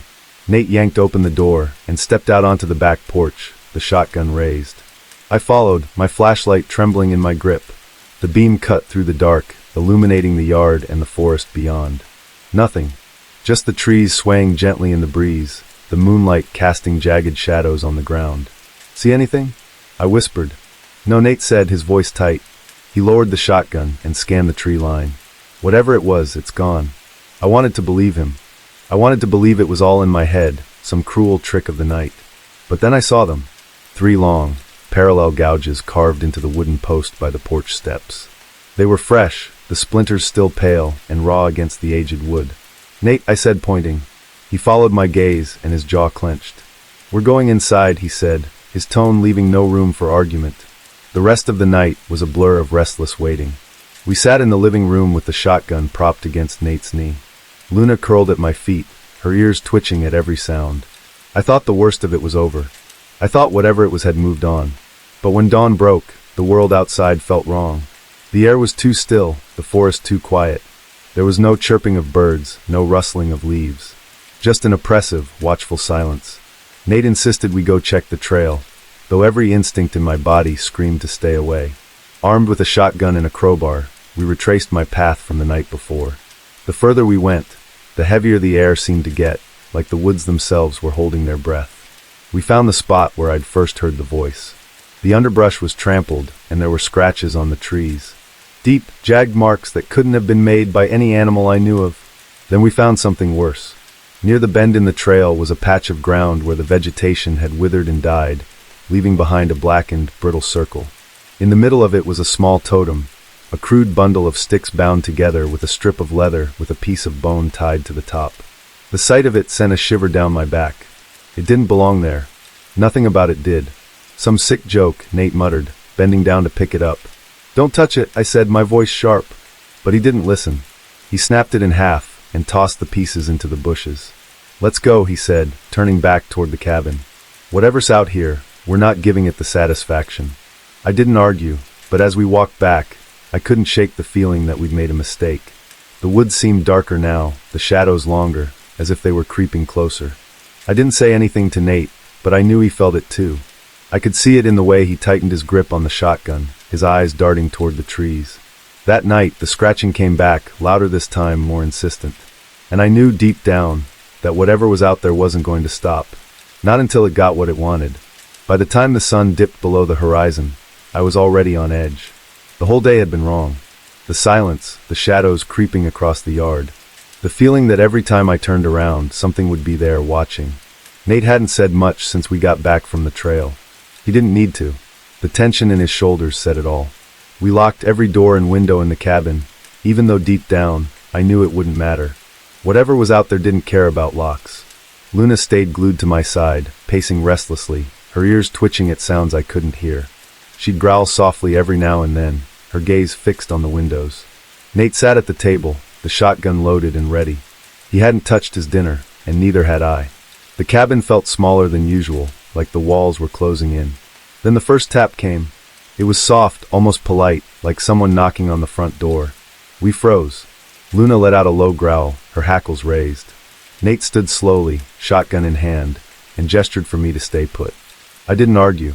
The tap came again, louder this time, as if whoever or whatever was outside was testing our nerves. Nate moved to the door and peeked through the curtain. His shoulders stiffened. "What is it?" I whispered. He didn't answer right away. He stepped back from the door, his face pale. "There's nothing there," he said finally, but his voice was tight. Too tight. The tapping stopped. For a moment the silence returned, thicker and heavier than before. Then the scratching began. It came from the side of the cabin, long, deliberate strokes against the wood, like claws dragging across the walls.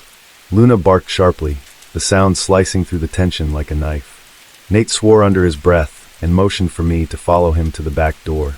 "I'm not waiting for this thing to come inside," he muttered. "We're leaving." "What if it's waiting out there?" I asked, my voice shaking. I hated how scared I sounded, but I couldn't help it. My gut told me we weren't safe anywhere, not in the cabin, not in the yard, not in the truck. Nate didn't answer. He opened the back door a crack and looked out. The scratching stopped. For a heartbeat, everything was still. Then a low, guttural laugh rippled through the air. It came from everywhere and nowhere all at once. "Get to the truck," Nate said, his voice barely more than a whisper. Now. We made it as far as the porch steps before we saw the trees. The forest had moved. I know how that sounds, but there's no other way to describe it. The tree line, which had always been a good 30 feet from the edge of the yard, was now just a few paces away. The trees loomed tall and menacing, their branches swaying without a breeze. I could feel them watching us, even though I knew that was impossible. "Get in the truck," Nate repeated, shoving me forward. He climbed in behind me, slamming the door shut, and jammed the keys into the ignition. The engine sputtered, but didn't start. He tried again. Nothing. "Come on," he growled, hitting the steering wheel. The laugh came again, louder this time, echoing around us. It felt like it was inside the truck, curling into every corner. I looked out the window and froze. Shadows moved between the trees, tall, spindly shapes that didn't walk so much as glide. Their eyes caught the moonlight, glowing faintly like embers in the dark. One of them stepped closer, and I realized it wasn't a shadow at all. It was something else. Something wrong. Its limbs were too long, its movements too smooth, and its grin was too wide. "Get out of the truck," Nate said suddenly. His voice sharp. "We'll make a run for it." "Run where?" I asked, my voice rising. "It's everywhere." Before he could respond, Luna started barking wildly. She clawed at the truck door, desperate to get out. I grabbed her collar, but she pulled free and bolted into the yard. "Luna," I screamed, fumbling with the door handle. Nate grabbed my arm. "Don't," he said. "It's what it wants." But I couldn't just leave her.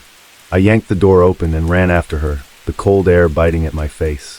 Luna stopped at the edge of the yard, barking at the trees. I grabbed her collar and turned to run back, but the truck was gone. No, not gone, hidden. The forest had swallowed it, the trees twisting and crowding together like a wall. I spun around, my heart pounding, and saw Nate standing where the porch had been. Only now the cabin wasn't there. It was just him. The shotgun clutched in his hands, surrounded by trees. The laugh came again, louder and closer.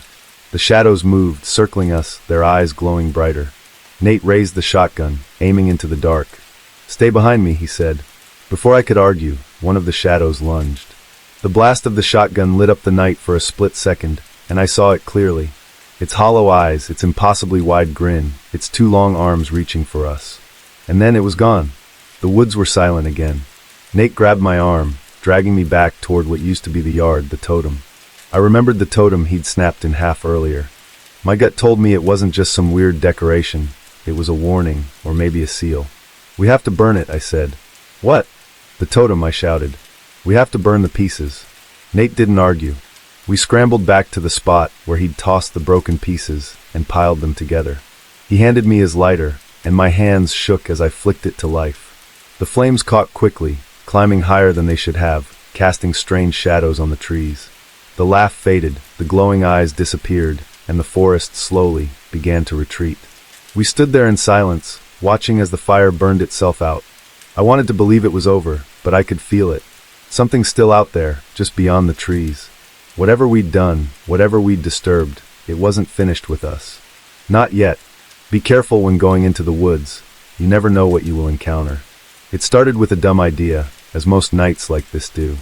I couldn't sleep, so I figured why not. Sneaking out was easy. My parents are heavy sleepers, and my window opened straight to the porch roof.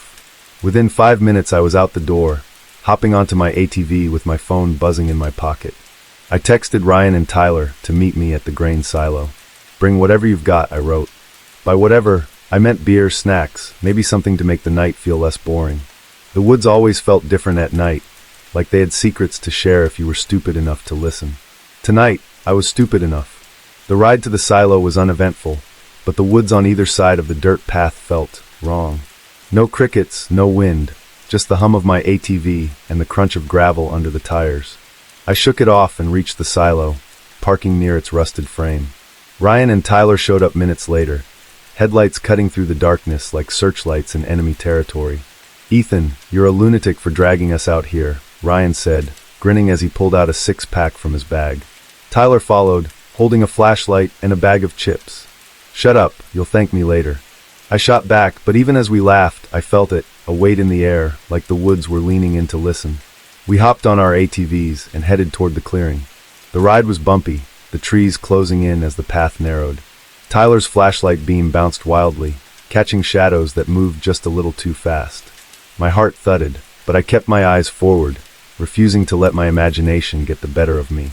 The clearing came into view, a small circle of open space surrounded by towering oaks. I'd set it up months ago, dragging old lawn chairs and setting up a fire pit. The three of us killed the engines, and the sudden silence was deafening. Ryan tossed some wood into the pit, while I struck a match. Soon, flames danced and cracked, pushing back the darkness. The first beer cracked open, then another. We laughed, talked about school, and teased Tyler for being jumpy. The firelight played tricks on his face, making him look pale and wide-eyed. "You guys ever hear about those things in the woods?" he asked, his voice low. "Oh great," Ryan groaned. "Here we go." "I'm serious," Tyler said, leaning forward. "My grandpa told me about these things. People see them out here sometimes. Tall, skinny, almost human, but not." Yeah, and they eat kids like you," Ryan quipped, chucking an empty can at him. Tyler ducked, but his eyes flicked to the trees again. He wasn't joking. I laughed it off, but Tyler's words stuck. The woods were so dark tonight, the kind of darkness that presses against your skin. The firelight only made it worse, creating shadows that felt too solid. That's when we heard it. A sound like, I don't know, like a growl, but deeper, almost guttural. It came from somewhere behind us, far enough to dismiss, but close enough to set my teeth on edge. "What the hell was that?" Tyler whispered. "Coyotes," Ryan said, though his voice lacked its usual confidence. He tossed another log onto the fire, and the spark shot up like tiny fireworks.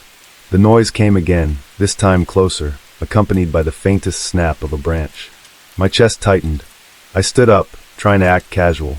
"I'm gonna check out that trail over there," I said, jerking my thumb toward a barely visible gap in the trees.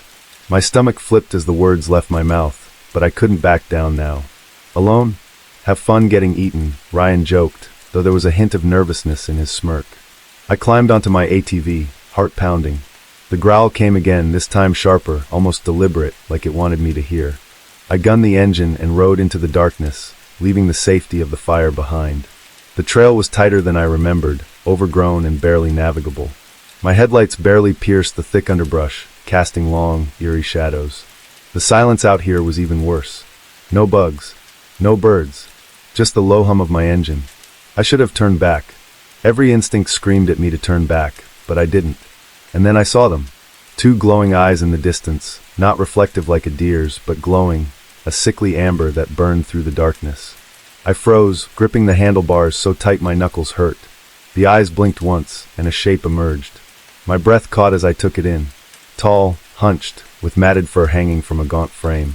It looked like it had been pieced together wrong, joints bent in ways that shouldn't be possible, legs too long, arms too thin. I tried to convince myself it was a coyote. A sick coyote, maybe rabid.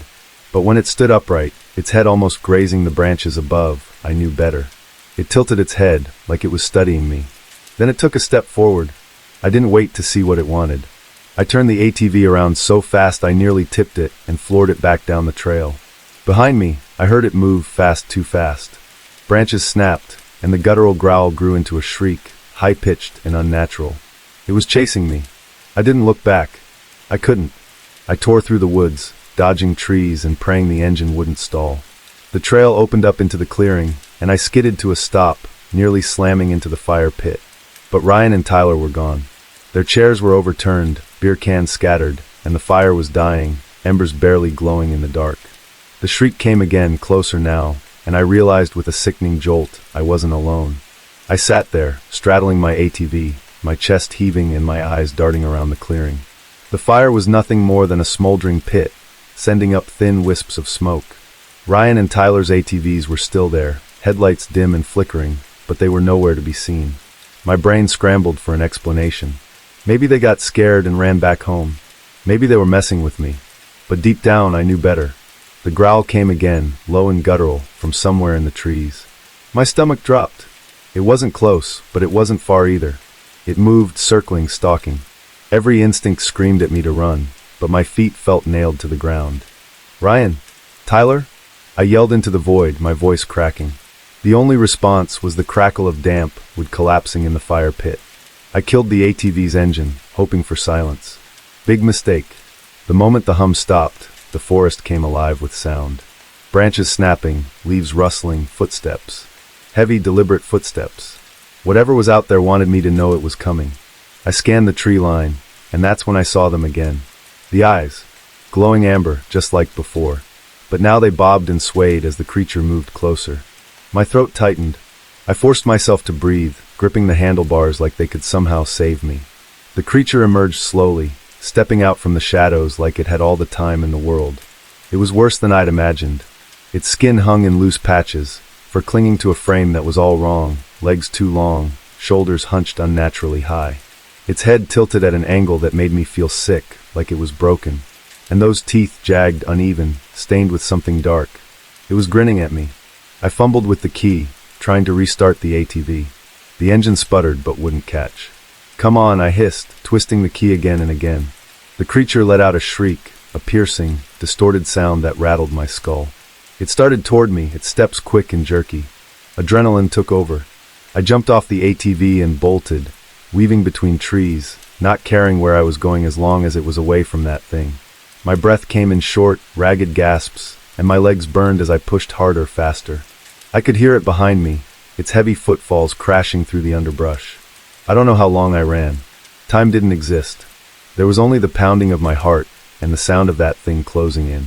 I tripped once, slamming hard into the dirt, and for a split second I thought it was over. But when I looked back, I saw nothing, just darkness and the faintest hint of movement in the shadows. I scrambled to my feet and kept running. Eventually I stumbled onto a structure, a shack, old and rotting, barely standing.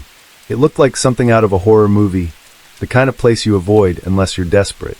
I was desperate. I threw myself inside, slamming the door shut and pressing my back against it. The air inside was thick with the smell of mold and something else, something metallic and sour. My flashlight flickered as I scanned the room. The walls were covered in claw marks, deep grooves that splintered the wood.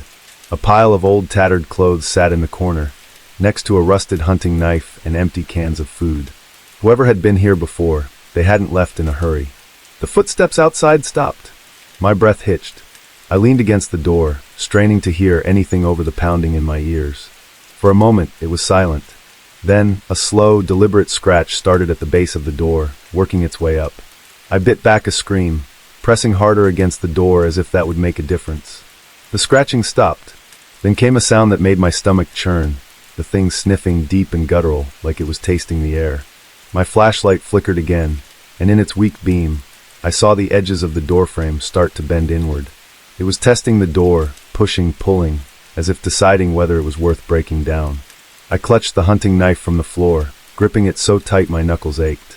"Please," I whispered to no one in particular, "please just go away." The door shuddered, but it didn't break.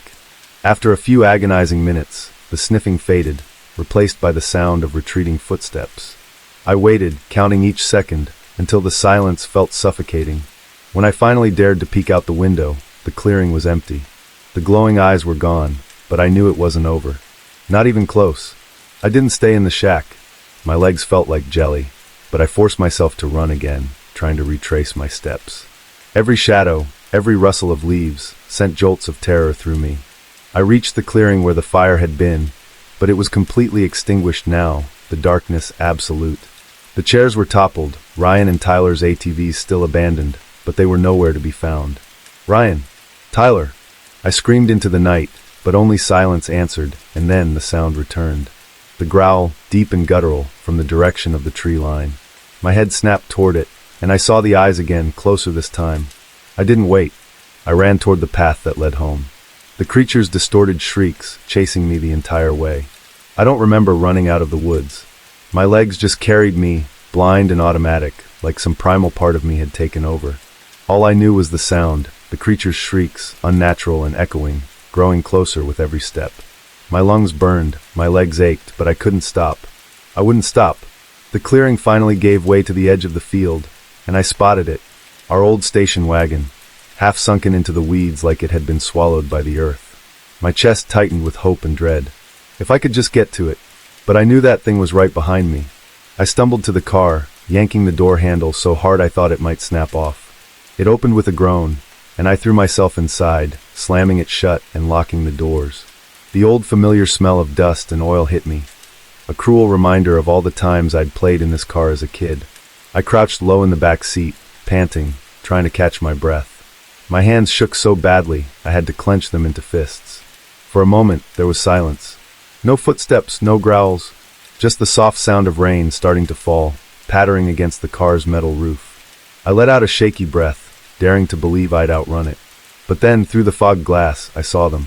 Those glowing amber eyes, emerging from the tree line. They floated closer, unblinking, cutting through the dark like twin lanterns. My heart felt like it stopped.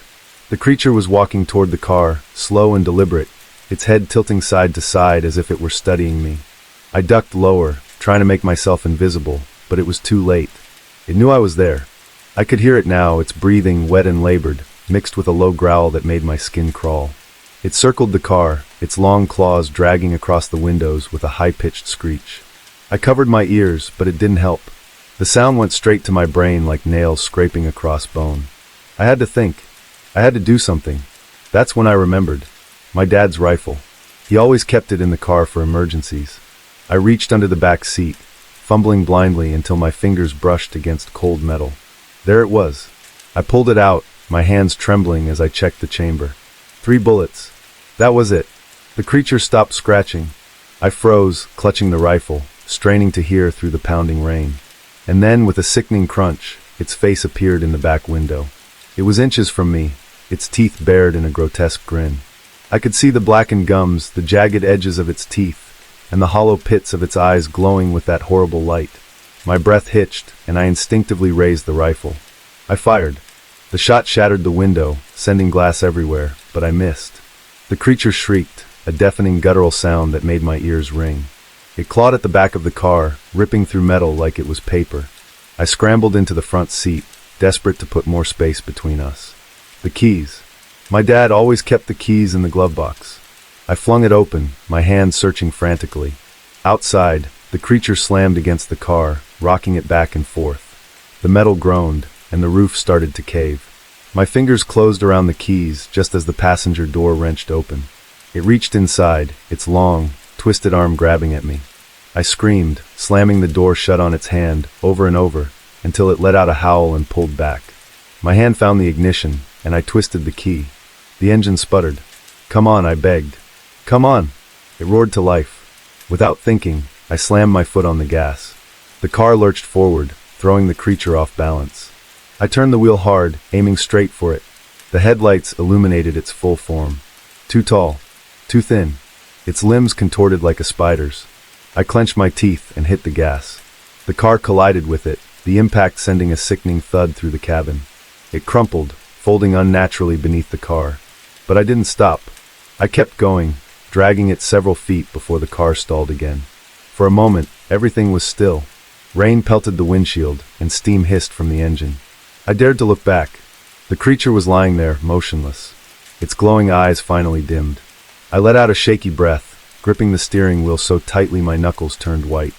But as I opened the door to get out, I saw something that made my blood run cold. The creature's hand twitched. "No," I whispered. "No, no, no." I grabbed the rifle and ran. I didn't care where I was going, as long as it was away from that thing. The rain was blinding, the mud pulling at my shoes, but I kept moving.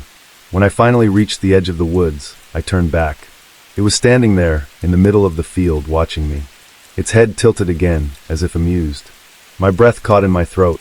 I didn't wait. I ran the rest of the way home, bursting through the door and locking it behind me. I collapsed in the entryway, soaked and trembling, listening to the rain hammering against the windows. I didn't sleep that night.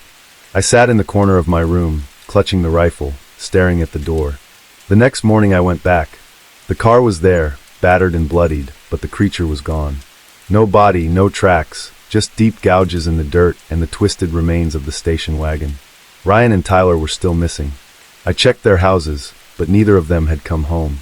Tyler's parents said he'd called, muttering something about the woods, but Ryan nothing. The worst part? That night, as I sat in my room, I heard it again, the growl, faint but unmistakable. It's still out there. I don't know what to do. I write this now to warn as many people as possible. Be careful when going into the woods. There's a certain kind of silence you only find in the wilderness. At first it feels peaceful, like you're wrapped in a blanket of trees and fresh air, miles away from the chaos of city life. But after a while it gets oppressive, like the world's forgotten you're there. That's what hit me on the first night of the trip. Jonah and I had been best friends forever, and this weekend camping trip was our way of escaping the stress of senior year. No assignments, no college apps, just the two of us, a couple of fishing rods, and the forest. We pitched our tents near the edge of a lake, surrounded by towering trees that swayed gently in the breeze. The first day was perfect. We fished, built a fire, and grilled up the one trout Jonah managed to catch. He was always better at that outdoorsy stuff than me. We laughed a lot, mostly at me falling into the lake trying to reel in a line. By the time the sun dipped below the horizon, I felt like we were exactly where we were meant to be. But then came the night I should have known something was off when the crickets stopped. It was so gradual I didn't even notice at first. 1 second their chirping was everywhere, a comforting white noise, and the next nothing. Just the sound of the lake lapping against the shore and the faint rustling of leaves. "Jonah, you hear that?" I whispered, trying not to sound paranoid. He looked up from the fire, the glow casting shadows across his face. "Hear what?" "Exactly. It's too quiet." Jonah chuckled, tossing another log onto the flames. "Dude, you're just used to Portland noise. No honking cars or barking dogs out here. Relax." But I couldn't. The silence was suffocating. And then came the noises. At first it sounded like a wolf howling in the distance. That would have been creepy enough, but then it shifted. The howl turned into something else, like a bird call, sharp and shrill, but weirdly human, like someone imitating it. It didn't stop there. The sounds melted together, twisting into something unnatural, something alive. I stared into the darkness, my stomach knotting. "Okay, you heard that, right?" Jonah paused, his grin faltering for just a second before he shook his head. "Chill out, Eli. It's probably just the wind or some birds messing around." I didn't buy it, but I didn't want to argue either. Jonah was the type who never took anything seriously, and I didn't want to ruin the trip with my paranoia. We eventually turned in for the night, each retreating to our own tents. I tried to focus on my breathing, on the comforting glow of the lantern hanging above me, but my mind wouldn't let go of those sounds. Just as I was starting to drift off, I heard it. Footsteps. light and quick at first, like a small animal skittering through the underbrush. Then they grew heavier, more deliberate, circling the campsite. My heart raced. I wanted to unzip the tent, but some primal part of me screamed to stay put, to stay hidden. The footsteps stopped directly outside my tent. "Jonah," I hissed as quietly as I could. "Jonah, what the hell are you doing?" No response. I held my breath, straining to listen.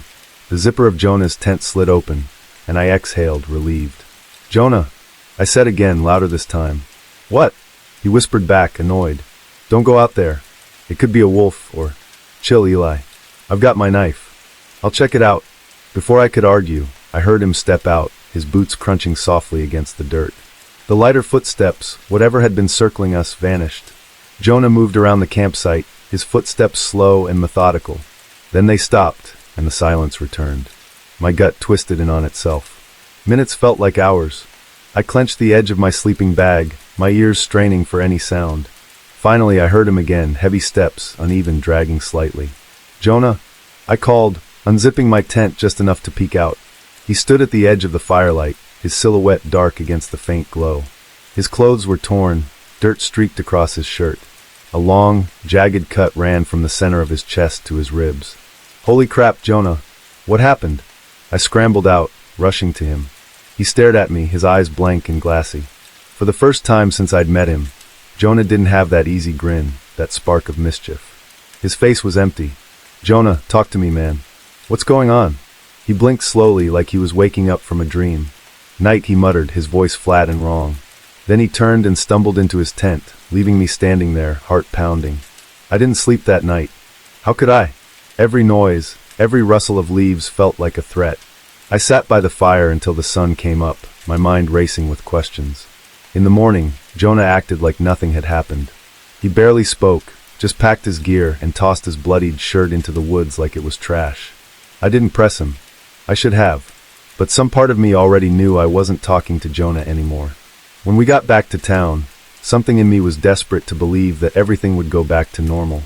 I clung to the idea that Jonah just needed some sleep, a hot meal, and a little time to shake off whatever had happened out there. But deep down, I knew I was lying to myself. Whatever came back with me wasn't Jonah. It started small. We'd barely gotten out of the car when Jonah froze on the sidewalk outside my house. He stared blankly at the street, the way you might stare at a math problem you couldn't figure out. "You good?" I asked, slinging my bag over my shoulder. Yeah." He hesitated. "Where's your house?" I laughed, waiting for the punchline, but it didn't come. "Jonah, you've been here like 100 times. It's right there." "Oh, right." He followed me inside, walking stiffly, like his body wasn't quite sure how to move. I brushed it off at first. Maybe he was tired. Maybe something had scared him in the woods. Whatever. But then things got weirder. My mom had made lasagna for dinner, her way of welcoming Jonah back. He loved her cooking, always piling his plate high. This time, he didn't eat a bite. He just sat there watching us. "Not hungry?" My mom asked, smiling at him. Jonah blinked, like he'd forgotten she was there. "I'm fine." His voice was flat, monotone. The Jonah I knew couldn't keep a straight face to save his life, but now he looked like a mannequin, his expression empty, his movements stiff and awkward. I tried to ignore it, but the more time I spent around him, the more wrong it felt. That night, we went up to my room to play video games. Jonah used to be obsessed with beating me, always leaning into the competitive banter. This time, he just stared at the screen, his hands slack around the controller. "You're not even trying," I said, nudging him. He didn't respond. "Jonah?" His head snapped toward me, his eyes locking onto mine in a way that made my stomach flip. "What?" I laughed nervously. "Dude, you're acting weird." He didn't laugh. He didn't say anything. He just stared. It wasn't until later, when I was getting ready for bed, that I realized how bad things had gotten. I stepped out of the bathroom and saw Jonah standing in the hallway, perfectly still, his face turned toward my little brother's room. "Jonah, what the hell are you doing?" I whispered, my voice sharp. He didn't flinch. "I asked you a question," I said, louder this time. Finally, he turned to me, slow and deliberate. "Just wanted to see how he sleeps." I froze, every instinct screaming at me that this wasn't my best friend. "That's really not okay, man." He tilted his head slightly, like he was trying to figure out if he'd said something wrong. "Sorry." Then he walked past me back to my room, like nothing had happened. That night, I couldn't sleep. I kept replaying his words, his tone. the way he stared into my brother's room like he was studying him. It didn't make sense. Jonah wasn't like this. He'd never been like this. The next morning, I tried to get him to talk about the woods, about what happened that night. He shrugged it off, refusing to make eye contact. Nothing happened, he said. Jonah, come on, you were bleeding. Your clothes were torn. Something happened out there. His jaw tightened, and for the first time I saw anger flash in his eyes, quick, sharp, and gone in an instant. I said nothing happened. I backed off, but the unease kept growing. Every time I looked at him, I felt like I was staring at a stranger wearing Jonah's skin. That night, I tried to distract myself by diving into the internet, looking up anything I could find about the forest. Stories of hauntings, disappearances, and cryptids filled the screen. But one thing kept coming up: tales of shapeshifters. Creatures that could mimic their victims perfectly, down to their memories and mannerisms. One account stuck with me. A man wrote about how his wife had changed overnight. She came back from a camping trip distant and cold, watching him with a predator's gaze. He described hearing her voice outside the house when she was supposed to be asleep inside. I slammed the laptop shut, my pulse racing. Jonah wasn't Jonah. The realization settled over me like a weight I couldn't shake. Every little moment. His stiffness. His silence. The way he stared at my family. It all fit. Something had taken him. Something was wearing his face. And I had no idea what it wanted. Around midnight, I heard footsteps in the hallway. They were heavy and deliberate, stopping right outside my door. Eli? Jonah's voice called softly. I froze. You awake? He asked, his tone sweet and calm, but somehow off. I didn't answer. The doorknob jiggled. Eli, let me in. I need to talk to you. I stared at the shadow of his feet under the door, my heart hammering in my chest. The doorknob stopped moving, but he didn't leave. He stood there, silent, waiting. And then he said it. It's okay. I just want to see how you sleep. I didn't sleep that night. I didn't know if I'd ever sleep again. The next day, Jonah was gone. He left without a word, no note, no text. At first, I felt a strange mix of relief and dread. Relief that I didn't have to see his hollow alien eyes watching me anymore. And dread because I knew this wasn't over. Whatever Jonah had become, he wasn't done with me. That night, I barricaded myself in my room. I piled my dresser, desk, and even my mattress against the door. I sat on the floor with my back against the wall, my mom's gun in my lap. I'd stolen it from her drawer that morning, feeling ridiculous and terrified all at once. I didn't even know how to use it properly, but it felt better to have something, anything, to defend myself. The house was quiet, too quiet, the kind of silence that makes your ears strain for any sound, no matter how small. I stared at the shadows stretching across my room, every creak of the floorboards outside making my pulse spike. And then just after midnight, I heard it, a knock at the front door. It wasn't loud or hurried, just 3 calm, deliberate knocks. My mom was at work, and my little brother was staying at a friend's house, so I was alone. At least, I thought I was. I crept to the window, peeking through the blinds. My stomach dropped. Jonah was standing on the porch, his face illuminated by the pale glow of the porch light. Eli, he called softly. His voice carried through the still night, too loud and too clear. It's me, let me in. I stayed silent, hoping he'd leave. Come on, man, he said, his tone light, almost cheerful. I just want to talk. I clenched the gun tighter, my fingers trembling. He knocked again, harder this time. Eli, he said, his voice shifting, taking on a sharp edge. Don't make me wait. When I didn't answer, his tone changed again. It softened, warm and familiar. Eli, please, it's Jonah. Your best friend. Don't you trust me? My breath caught in my throat. He sounded so much like the old Jonah, the one I'd grown up with. For a split second, I wanted to believe it was him. But then he started laughing. It wasn't a normal laugh. It started low and guttural, bubbling up into something high-pitched and maniacal. The sound scraped against my nerves like nails on a chalkboard. Let me in, Eli, he whispered, his voice suddenly right outside my bedroom window. I whipped my head toward the window, my heart slamming against my ribs. The blinds rattled as his hand slid across the glass. You can't hide forever, he said, his voice dark and syrupy. I'm coming in. The front door rattled as he began pounding on it.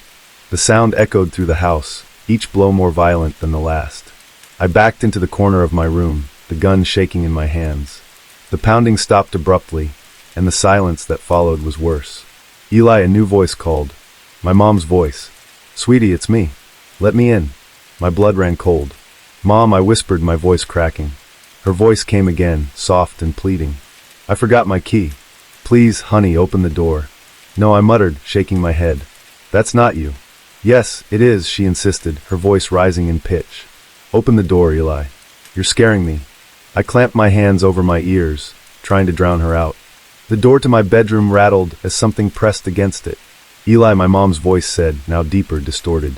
Don't you love me? Stop it, I screamed, tears streaming down my face. The rattling stopped, replaced by heavy, dragging footsteps in the hallway. They moved past my door, heading toward the stairs. I scrambled to the window, peering outside. Jonah was gone, but the front door was wide open, swinging gently in the breeze. Then I heard it, a wet, sloshing sound coming from downstairs. It was faint at first, but grew louder, like something heavy and slimy was being dragged across the floor. I pressed my back against the wall, clutching the gun to my chest. The sound stopped directly below me, and the ceiling creaked under the weight of something massive. My heart pounded as I heard it start climbing the stairs. Slow, deliberate steps, each one heavier than the last. I aimed the gun at the door, my hands shaking so badly I could barely keep it steady. The steps stopped outside my room. Eli, Jonah's voice said, low and guttural, you can't hide from me. The door splintered as something slammed into it. The dresser shifted, the barricade barely holding. I screamed, pulling the trigger. The gun roared, the sound deafening in the confined space. The door cracked, and something wet splattered against the floor. The pounding stopped. I held my breath, listening to the silence. Then I heard it, a wet, slithering sound, followed by a low, guttural laugh. You can't kill me, Eli, Jonah said, his voice distorted and layered, like 100 voices speaking at once. The door burst open and I fired again, but it was too late. The thing that used to be Jonah stood in the doorway, its human facade melting away. Its skin sagged and tore, revealing a mass of black, oily tendrils writhing beneath. Its face, my face, stared back at me, its lips curling into a grotesque grin. Your turn, it whispered. I don't remember much after that, just pain and darkness. If you're reading this, stay out of the woods. And if someone you know comes back wrong, don't wait, run. The first thing I noticed about Uncle Jack's house was how exposed it felt. It was big, bigger than anything I'd ever lived in, but it didn't feel safe. The walls weren't really walls, not like normal houses. They were glass, almost every single one. Floor-to-ceiling windows stretched across the entire back of the house, facing nothing but endless trees. It felt like stepping into a fishbowl, with the woods watching from all sides. Danny thought it was amazing. He ran from room to room, pressing his hands and face against the windows like a kid at the zoo. Look, Lizzie, you can see everything, he shouted, his voice echoing through the cavernous space. I didn't feel like looking. The trees were too close, their dark branches tangled like a net that could snare the house at any moment. The whole place felt wrong. Pretty cool, huh? Uncle Jack's voice startled me. He was standing behind me, grinning like he'd just won an award. I designed it myself. Seamless living with nature. It's what the magazines call modern rustic. I forced a smile and nodded, but all I could think was how easy it would be for something, or someone, to see us without us seeing them. The forest pressed in on the house, dense and unrelenting. The nearest neighbor was miles away. I hated it already. That first night, I couldn't sleep. The guest room Uncle Jack gave me was at the far end of the house, separated from the rest of my family by a long hallway that seemed to stretch forever. My room was small, but it had the same glass wall facing the woods. No curtains, no blinds, just an uninterrupted view of pitch-black trees. I lay there staring at the glass, too scared to close my eyes. The forest outside was completely still. No wind, no sound, just shadows. Deep, endless shadows. My heart was pounding, and I didn't even know why. I told myself I was being ridiculous, that nothing was out there, but then I heard it. Tap, tap, tap. It was faint but unmistakable. I sat up in bed, every muscle in my body frozen. The sound came again, slow and deliberate. It was coming from the glass. I didn't want to look, but I couldn't stop myself. I slid out of bed and crept toward the window, my bare feet cold against the hardwood floor. The tapping stopped. My breath fogged up the glass as I leaned in close, peering out into the darkness. There was nothing, just the trees, their branches swaying slightly in the still air. But the ground near the edge of the woods looked disturbed, like something had been moving there. I stared for what felt like forever, waiting for something to move. Go to sleep, I whispered to myself, backing away from the window. I climbed back into bed and pulled the blanket over my head, as if that could protect me. I didn't sleep. The next morning, I tried to forget about it. Danny was already outside, running through the yard and waving a stick around like it was a sword. My mom was busy in the kitchen with Uncle Jack talking about something boring like paperwork or groceries. I decided to check out the yard, hoping the sunlight would make me feel less uneasy. "Lizzie, look at this!" Danny yelled, dragging me toward the edge of the woods. He'd found something in the dirt. A deep groove carved into the ground, jagged and messy, like a giant claw had raked through it. "It's just an animal," I said quickly, pulling him away. But the truth was, I had no idea what could have made a mark like that. It was too big, too deliberate. I glanced at the tree-line and thought I saw something, a shadow moving between the trunks. But when I blinked, it was gone. That night, I couldn't shake the feeling that the house wasn't as empty as it seemed. The windows felt like eyes, and the woods outside felt alive, like they were waiting for something. I didn't tell anyone about the tapping or the shadow, not even Danny. He'd just laugh, and my mom had enough to deal with. I went to bed early, hoping that if I fell asleep fast enough, I wouldn't have time to think about the glass wall or the dark shapes in the trees. But as I lay there, staring at the ceiling, I heard it again, tap, tap, tap. This time it wasn't faint, it was loud and deliberate, like someone, or something, was trying to get my attention. I gripped the blanket tight, my heart hammering in my chest. I didn't move. The tapping stopped, but then I heard another sound, softer, almost like scratching, tracing along the edge of the glass. I wanted to scream, but I clamped my hand over my mouth. Slowly I turned my head toward the window. The glass was empty, just like before. But then, in the moonlight, I saw them. Marks, long and thin, etched into the surface of the glass. They hadn't been there before. I didn't sleep that night either. The first time I heard it, I thought I was dreaming. I woke to the sound of my mom's voice, soft and calm, calling my name from somewhere down the hall. "Lizzie," she said, her tone so warm and familiar, it eased the knot of fear that had been sitting in my chest since we arrived. "Lizzie, I need you." Still half asleep, I pushed the blanket off and swung my legs over the side of the bed. The house was cold, and the floor creaked beneath my feet as I shuffled toward the door. Her voice called again, this time from the living room. "Lizzie, come here, I need your help." Something about it didn't sit right. The hallway was pitch black, and the farther I walked, the less her voice sounded like hers. There was a sharpness to it now, an edge that didn't belong to my mother. It grew deeper as I approached the living room, almost guttural, but still unmistakably calling my name. I stopped just before the living room doorway, suddenly wide awake. The room beyond was bathed in faint moonlight, spilling in through the massive glass wall. Outside, the woods were a wall of darkness, the trees swaying ever so slightly. My mom wasn't there. No one was. Just the empty couch and the silent forest. I blinked hard and stumbled back, the fog of sleep clearing all at once. My heart raced as I realized I wasn't dreaming. I turned and ran back to my room, slamming the door shut behind me. I crawled into bed and pulled the blanket over my head, shaking. For the rest of the night, I stayed awake, listening for the voice to call me again. It didn't. The next morning, I convinced myself it had to be a dream. I didn't mention it to anyone, not even Danny. He wouldn't have believed me anyway. But the uneasiness stayed with me, following me through the day like a shadow. Danny spent the afternoon exploring the woods again. I didn't want to go with him this time, not after what I'd heard. I stood by the window instead, watching him run through the trees with the same stick he'd been playing with since we got here. For a moment, everything seemed normal until he stopped. He was standing near the edge of the woods, staring at something on the ground. I could see his shoulders tense, the stick slipping from his hand. Then he turned and sprinted back toward the house, his face pale. By the time he burst through the door, he was out of breath, his eyes wide. "There's something out there," he gasped. "It's dead, all torn up." "What's dead?" I asked, my stomach sinking. "I don't know, some animal. It's huge, though." He hesitated, glancing back at the door. "I think something dragged it there." There were marks, claw marks. Uncle Jack overheard and brushed it off, saying it was probably a coyote. But Danny wouldn't stop talking about the claw marks, about how deep they were, how whatever made them must have been massive. I tried to push the thought out of my mind, but when I looked out the window again, I swore I saw movement between the trees, a dark shape slipping behind a trunk. The second time the voice called me, it wasn't my mom. It was my dad.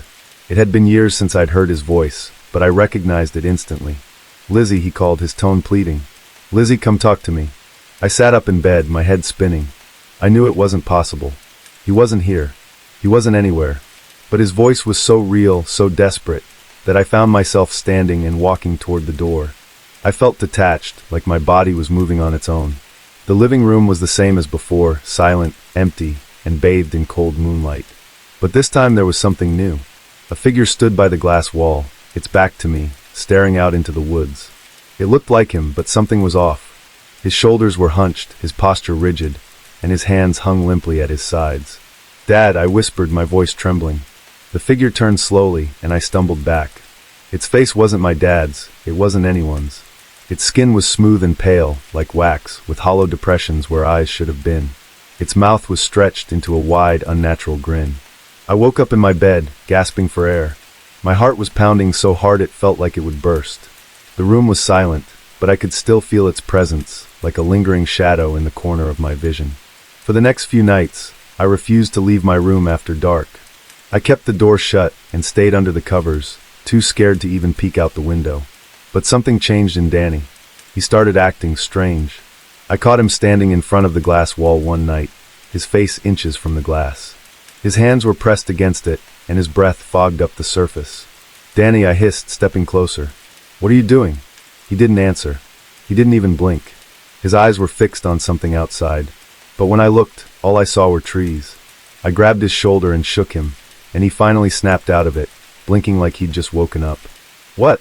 he said, confused. "What's wrong?" "You were just standing there," I stammered. "Did you see something?" He frowned, rubbing his eyes. "I don't know. I don't remember. That was the first time, but it wasn't the last." I started finding him there almost every night, staring out at the woods, his face blank and his hands trembling. No matter how many times I asked, he couldn't explain why. The tapping on the windows came back, louder and more frequent. Scratches appeared on the glass, faint but deliberate, like something was trying to carve its way in. And sometimes, just before I fell asleep, I thought I heard whispers. Soft, raspy, and too faint to understand, but always calling my name. I wanted to believe it was just in my head, but deep down I knew it wasn't. Something was out there, waiting for me to let it in. I woke up to the sound of footsteps. At first I thought it was part of a dream, the kind that lingers just long enough to blur the line between real and not. But then I heard it again. Soft, deliberate, shuffling steps, moving down the hallway outside my door. My heart leapt into my throat as I stared at the ceiling, every nerve in my body on high alert. It wasn't Mom. Her steps were brisk and purposeful, not this slow, dragging shuffle. And Uncle Jack's gait was heavier, louder. This was something else, something wrong. I held my breath, straining to listen. The footsteps stopped just outside my door, and for a moment, all I could hear was the blood pounding in my ears. Then slowly they moved on, heading toward the living room, toward the glass wall. I sat up, the floor cold beneath my bare feet. My first instinct was to run to Mom's room and wake her up, but something stopped me. A pull like an invisible thread tugging me toward the door. I cracked it open just enough to peer into the hallway. There, at the end of the corridor, was Danny. He was walking slowly, his movements stiff and unnatural, like a marionette being dragged along by invisible strings. His head hung low, and his arms swayed limply at his sides. "Danny," I whispered, but he didn't stop. He didn't even flinch. Panic flared in my chest as I slipped into the hallway, following him at a distance. I could hear a faint sound now, coming from the direction of the living room. A low, mournful moan, like the cry of a wounded animal. It wasn't loud, but it felt close. Too close. Danny reached the living room and stopped in front of the sliding glass door. I crept closer, staying low, my pulse pounding in my ears. The glass wall loomed before him, the forest beyond bathed in pale moonlight. The trees were swaying again, but not like they had before. This was violent, chaotic, like something massive was crashing through them. Branches snapped and cracked, and the moaning grew louder, reverberating through the house like a low, guttural hum. I watched in horror as Danny reached for the lock on the sliding door. His hand trembled as his fingers brushed against it, and for a second, I thought I saw something move in the shadows beyond the glass. "Danny, no!" I whispered as loudly as I dared, rushing forward. I grabbed him by the shoulders and yanked him back just as his fingers touched the lock. His eyes were glazed, unfocused, as he turned to look at me. "Lizzie," he mumbled, his voice distant, hollow. "They're waiting for us." The moaning stopped. The forest fell eerily silent, the sudden quiet almost more terrifying than the noise had been. I froze, gripping Danny's arm as my eyes darted toward the glass. And then I saw it. A shadow moved between the trees. Too fast, too big. It darted closer, weaving between the trunks like a predator closing in on its prey. My breath caught as it stepped into the moonlight. It was humanoid, but impossibly tall, its limbs grotesquely elongated. Its skin was dark and shiny, almost wet, and its face was a blank, featureless void. No eyes, no mouth, just smooth black nothingness. It crouched low, its limbs bending unnaturally, and pressed its hand against the glass. Its fingers were long and thin, ending in sharp claw-like tips that scraped against the surface. The sound sent a shiver down my spine. It tilted its head as if studying us, and I swore I could feel its gaze, even though it had no eyes. "Lizzie," Danny whispered, his voice trembling. "It's going to get in." "No, it won't," I whispered back, though I didn't believe it. The creature's claws dug into the glass, leaving deep, jagged scratches. It leaned closer, its head tilting back and forth in jerky, unnatural movements. The glass groaned under the pressure, spiderweb cracks forming around its hand. I grabbed Danny and pulled him behind the couch, out of sight. My heart was racing so fast, I thought it might stop altogether. I clamped a hand over his mouth to keep him quiet, trying to steady my own breathing. For a moment, there was silence. And then the sound of heavy, ragged breathing filled the room, deep and rhythmic, coming from just beyond the couch. It was inside. I shut my eyes tight, willing it to go away. Danny's small body trembled against mine, and I tightened my grip on him, desperate to keep him still. The breathing grew louder, closer, until I could feel it, hot and damp against the back of my neck. And then, just as suddenly as it had started, it stopped. The air felt cold and empty, and I risked a glance over the edge of the couch. The living room was empty. The sliding glass door was closed, though the glass was marred with deep, claw-like gouges. In the dirt just beyond the glass, the creature had left something. A series of symbols scratched into the ground, spirals and jagged lines that seemed to pulse faintly in the moonlight. I didn't wait to figure out what they meant. I pulled Danny to his feet and half-dragged him down the hallway, my legs shaking so badly I thought they might give out. We burst into Mom's room, slamming the door behind us. "What's going on?" She mumbled groggily, sitting up in bed. "Don't ask," I whispered, my voice trembling. "Just lock the door. Don't open it until morning." She didn't argue, though I could tell she didn't believe me. I climbed into bed with her and Danny, keeping them both close, and stared at the door until the first rays of sunlight crept through the window. We left the house that morning for good, and I've never looked back. When Ryan and I first rolled into the reservation, I couldn't drop the feeling that we didn't belong. It wasn't just the place, it was the way people looked at us. No smiles, no nods of acknowledgement, just cold, blank stares that followed our car as we bounced over the uneven dirt road. The village itself felt frozen in time. Crumbling adobe houses leaned precariously under the weight of years. Rusted-out trucks sat abandoned in dry patches of earth. Even the air felt strange, too still, too heavy, like it was pressing down on us. The only sound was the occasional creak of wood in the wind, though I never felt the wind on my skin. When we pulled up to the meeting spot, a small group of elders waited for us. Their faces were lined and expressionless, except for the oldest woman, who seemed to hold the weight of the entire reservation in her sunken eyes. She stepped forward, her voice firm but quiet. "You'll stay in the camper by the mesa," she said, gesturing toward the barren expanse of desert beyond the village. "Stay inside after dark. Keep to yourselves." Ryan shot me a look, but I shrugged. A camper on the edge of nowhere didn't sound great, but I wasn't about to argue.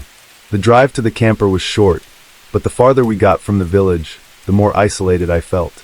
By the time we parked, the sun was starting to dip behind the horizon, painting the desert in deep reds and purples. The camper sat alone, dwarfed by the looming shadow of the mesa. It wasn't much to look at. Faded paint, a busted screen door, and a set of uneven steps that creaked ominously as we climbed inside. The inside wasn't any better. It smelled faintly of mildew, and the overhead light flickered like it was deciding whether to work or not. A tiny table and two rickety chairs sat in one corner, and a narrow bed was crammed against the opposite wall. Ryan dropped his bag with a sigh. "This is cozy," he said, his tone heavy with sarcasm. I chuckled, trying to keep things light. "Hey, at least it's got four walls." That first night we settled in early. With no TV or Wi-Fi, there wasn't much else to do. By the time the last light faded from the sky, we were both in our sleeping bags staring at the ceiling. The silence was deafening. No crickets. No wind. Nothing. Just the occasional groan of the camper as it settled into the cold desert night. I must have dozed off at some point, because the next thing I remember is waking up to a sound. A low, rhythmic thud. At first I thought it was just my imagination. But then it came again, louder this time. I sat up, my heart pounding in my chest. "Ryan," I hissed. "Did you hear that?" He groaned, half asleep. "Hear what?" Before I could answer, the entire camper jolted. It felt like someone or something had slammed into the side of it with full force. Ryan shot up wide-eyed. "What the hell was that?" he whispered. The camper rocked again, harder this time. My stomach dropped as I realized it wasn't just shaking, it was moving, being pushed. The sound of heavy, scraping footsteps surrounded us, circling the camper. The walls groaned under the pressure, and I swear I heard something breathing, deep and guttural, just outside the thin metal shell. Ryan scrambled out of his sleeping bag and crouched under the table. "Get down," he hissed. I joined him, gripping a flashlight so tightly my knuckles ached. The rocking continued, violent and relentless, as if whatever was out there was testing the camper's strength. Shadows flickered through the tiny windows, but I couldn't make out anything distinct. Then came the whispering, low and faint, like a breeze carrying voices just out of reach. It didn't sound like English, or any language I'd ever heard. My skin prickled as the whispers grew louder, almost chanting but still impossible to understand. Ryan's face was pale, his eyes darting around the camper. "This isn't normal, man. This isn't right." I didn't respond. I couldn't. My heart was hammering in my chest, and my mouth felt dry as sandpaper. The rocking stopped suddenly, and the silence that followed was worse. It felt alive, pressing in on us from all sides. We stayed under the table for what felt like hours, barely daring to breathe. Finally, the first light of dawn crept through the windows, casting weak gray beams across the camper.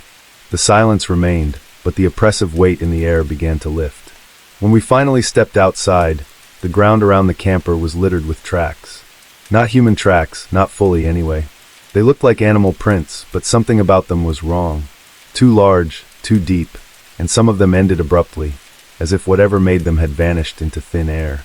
Ryan stared at them, his voice barely a whisper. "What the hell is out here?" I didn't have an answer, but one thing was clear. Whatever it wasn't just the desert playing tricks on us. By the third night, the fear had settled into my bones. I hadn't slept more than a few hours since we arrived, and neither had Ryan. During the day, we tried to act normal, making rounds in the village, but I could see it in the way Ryan's hands shook when he held his coffee cup, or how he flinched at every stray noise. I wasn't doing much better. Every shadow felt too long.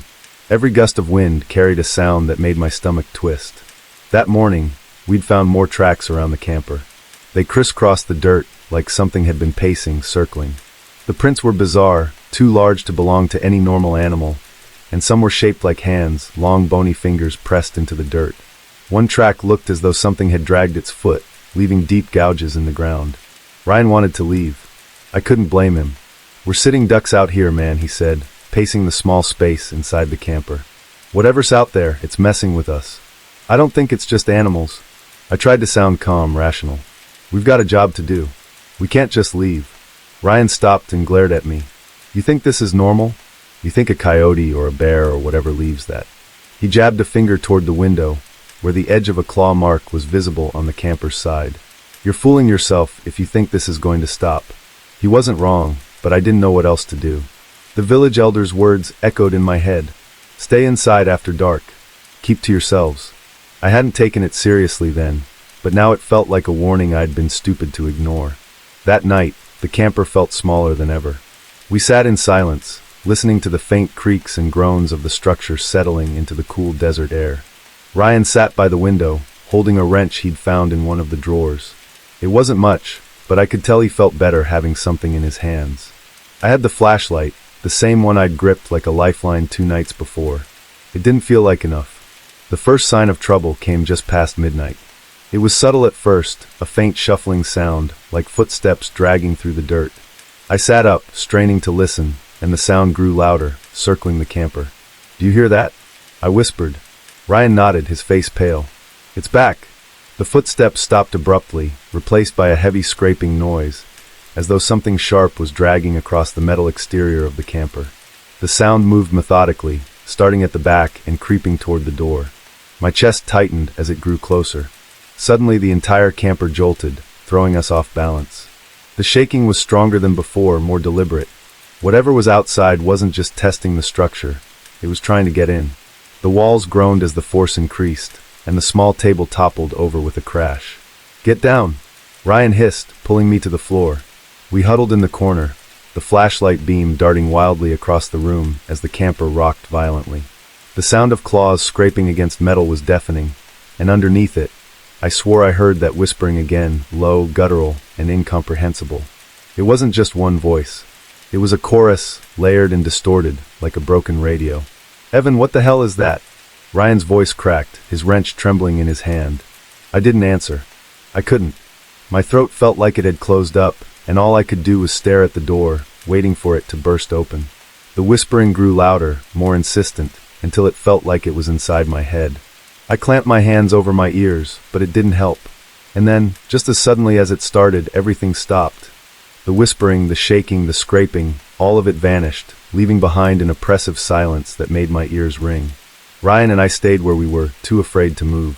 Minutes passed, maybe hours, before we finally worked up the courage to look outside. Slowly, I pushed open the door, my flashlight casting a thin beam of light onto the dirt. The tracks were everywhere again, crisscrossing each other in a chaotic pattern. Some of them ended abruptly, as though whatever had made them had simply vanished. I shone the flashlight toward the edge of the mesa, and for a split second, I thought I saw something move. A shape, tall and thin, with glowing eyes that reflected the light like an animal's. It disappeared before I could focus on it, slipping into the shadows like smoke. Ryan grabbed my arm. "We have to go. Now." I didn't argue this time. By morning, we were on the phone with our supervisor, begging to be relocated. The village elder didn't seem surprised when we told her we were leaving. She just nodded and said, "It's better this way." But as we packed up the camper, I couldn't shake the feeling that we were being watched. The air was too still, the silence too heavy. I glanced toward the mesa one last time, half expecting to see those glowing eyes staring back at me.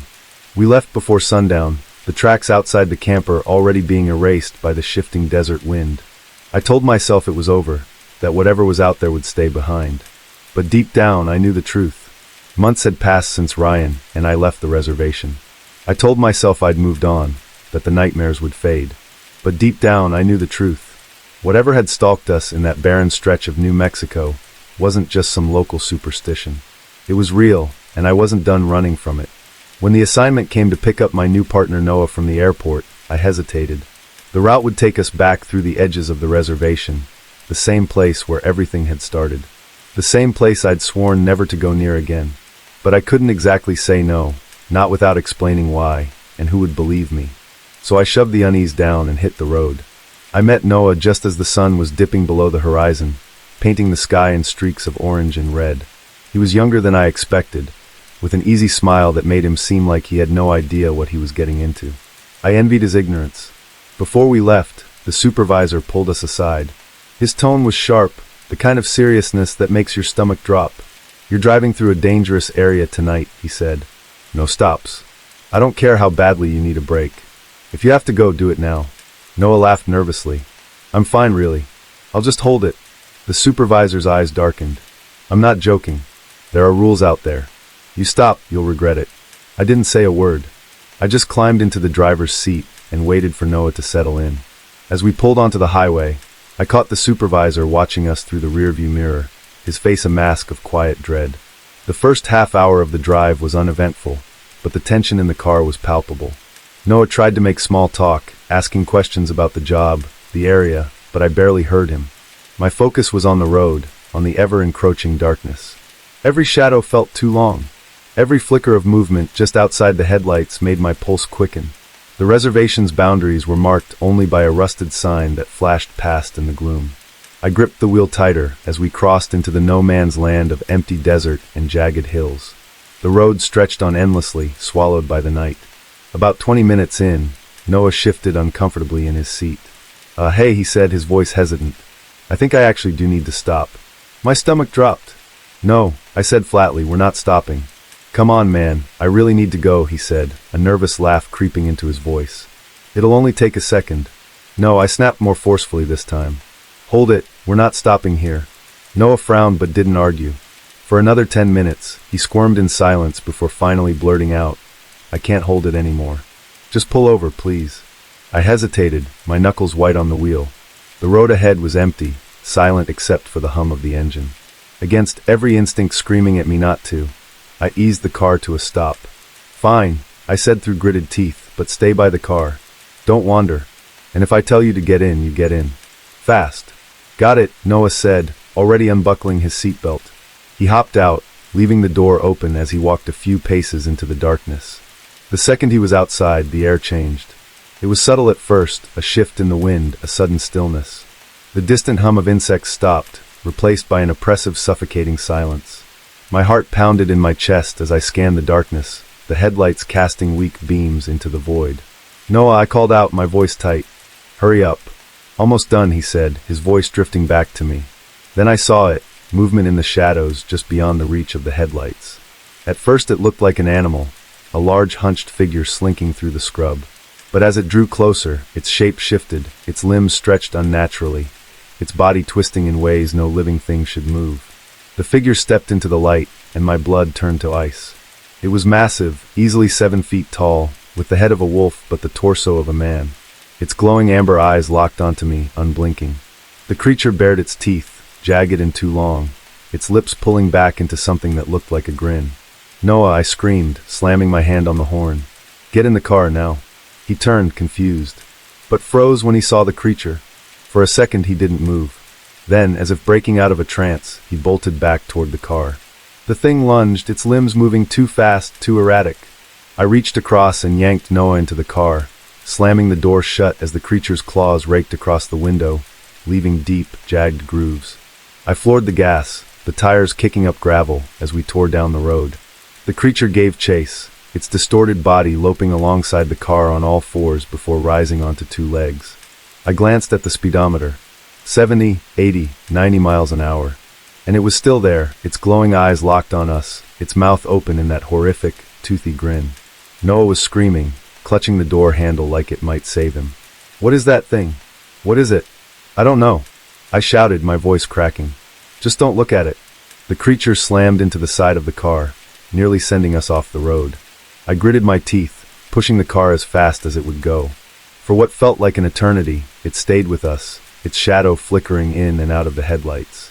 And then, just as suddenly as it appeared, it veered off into the darkness, vanishing between the hills. I didn't slow down.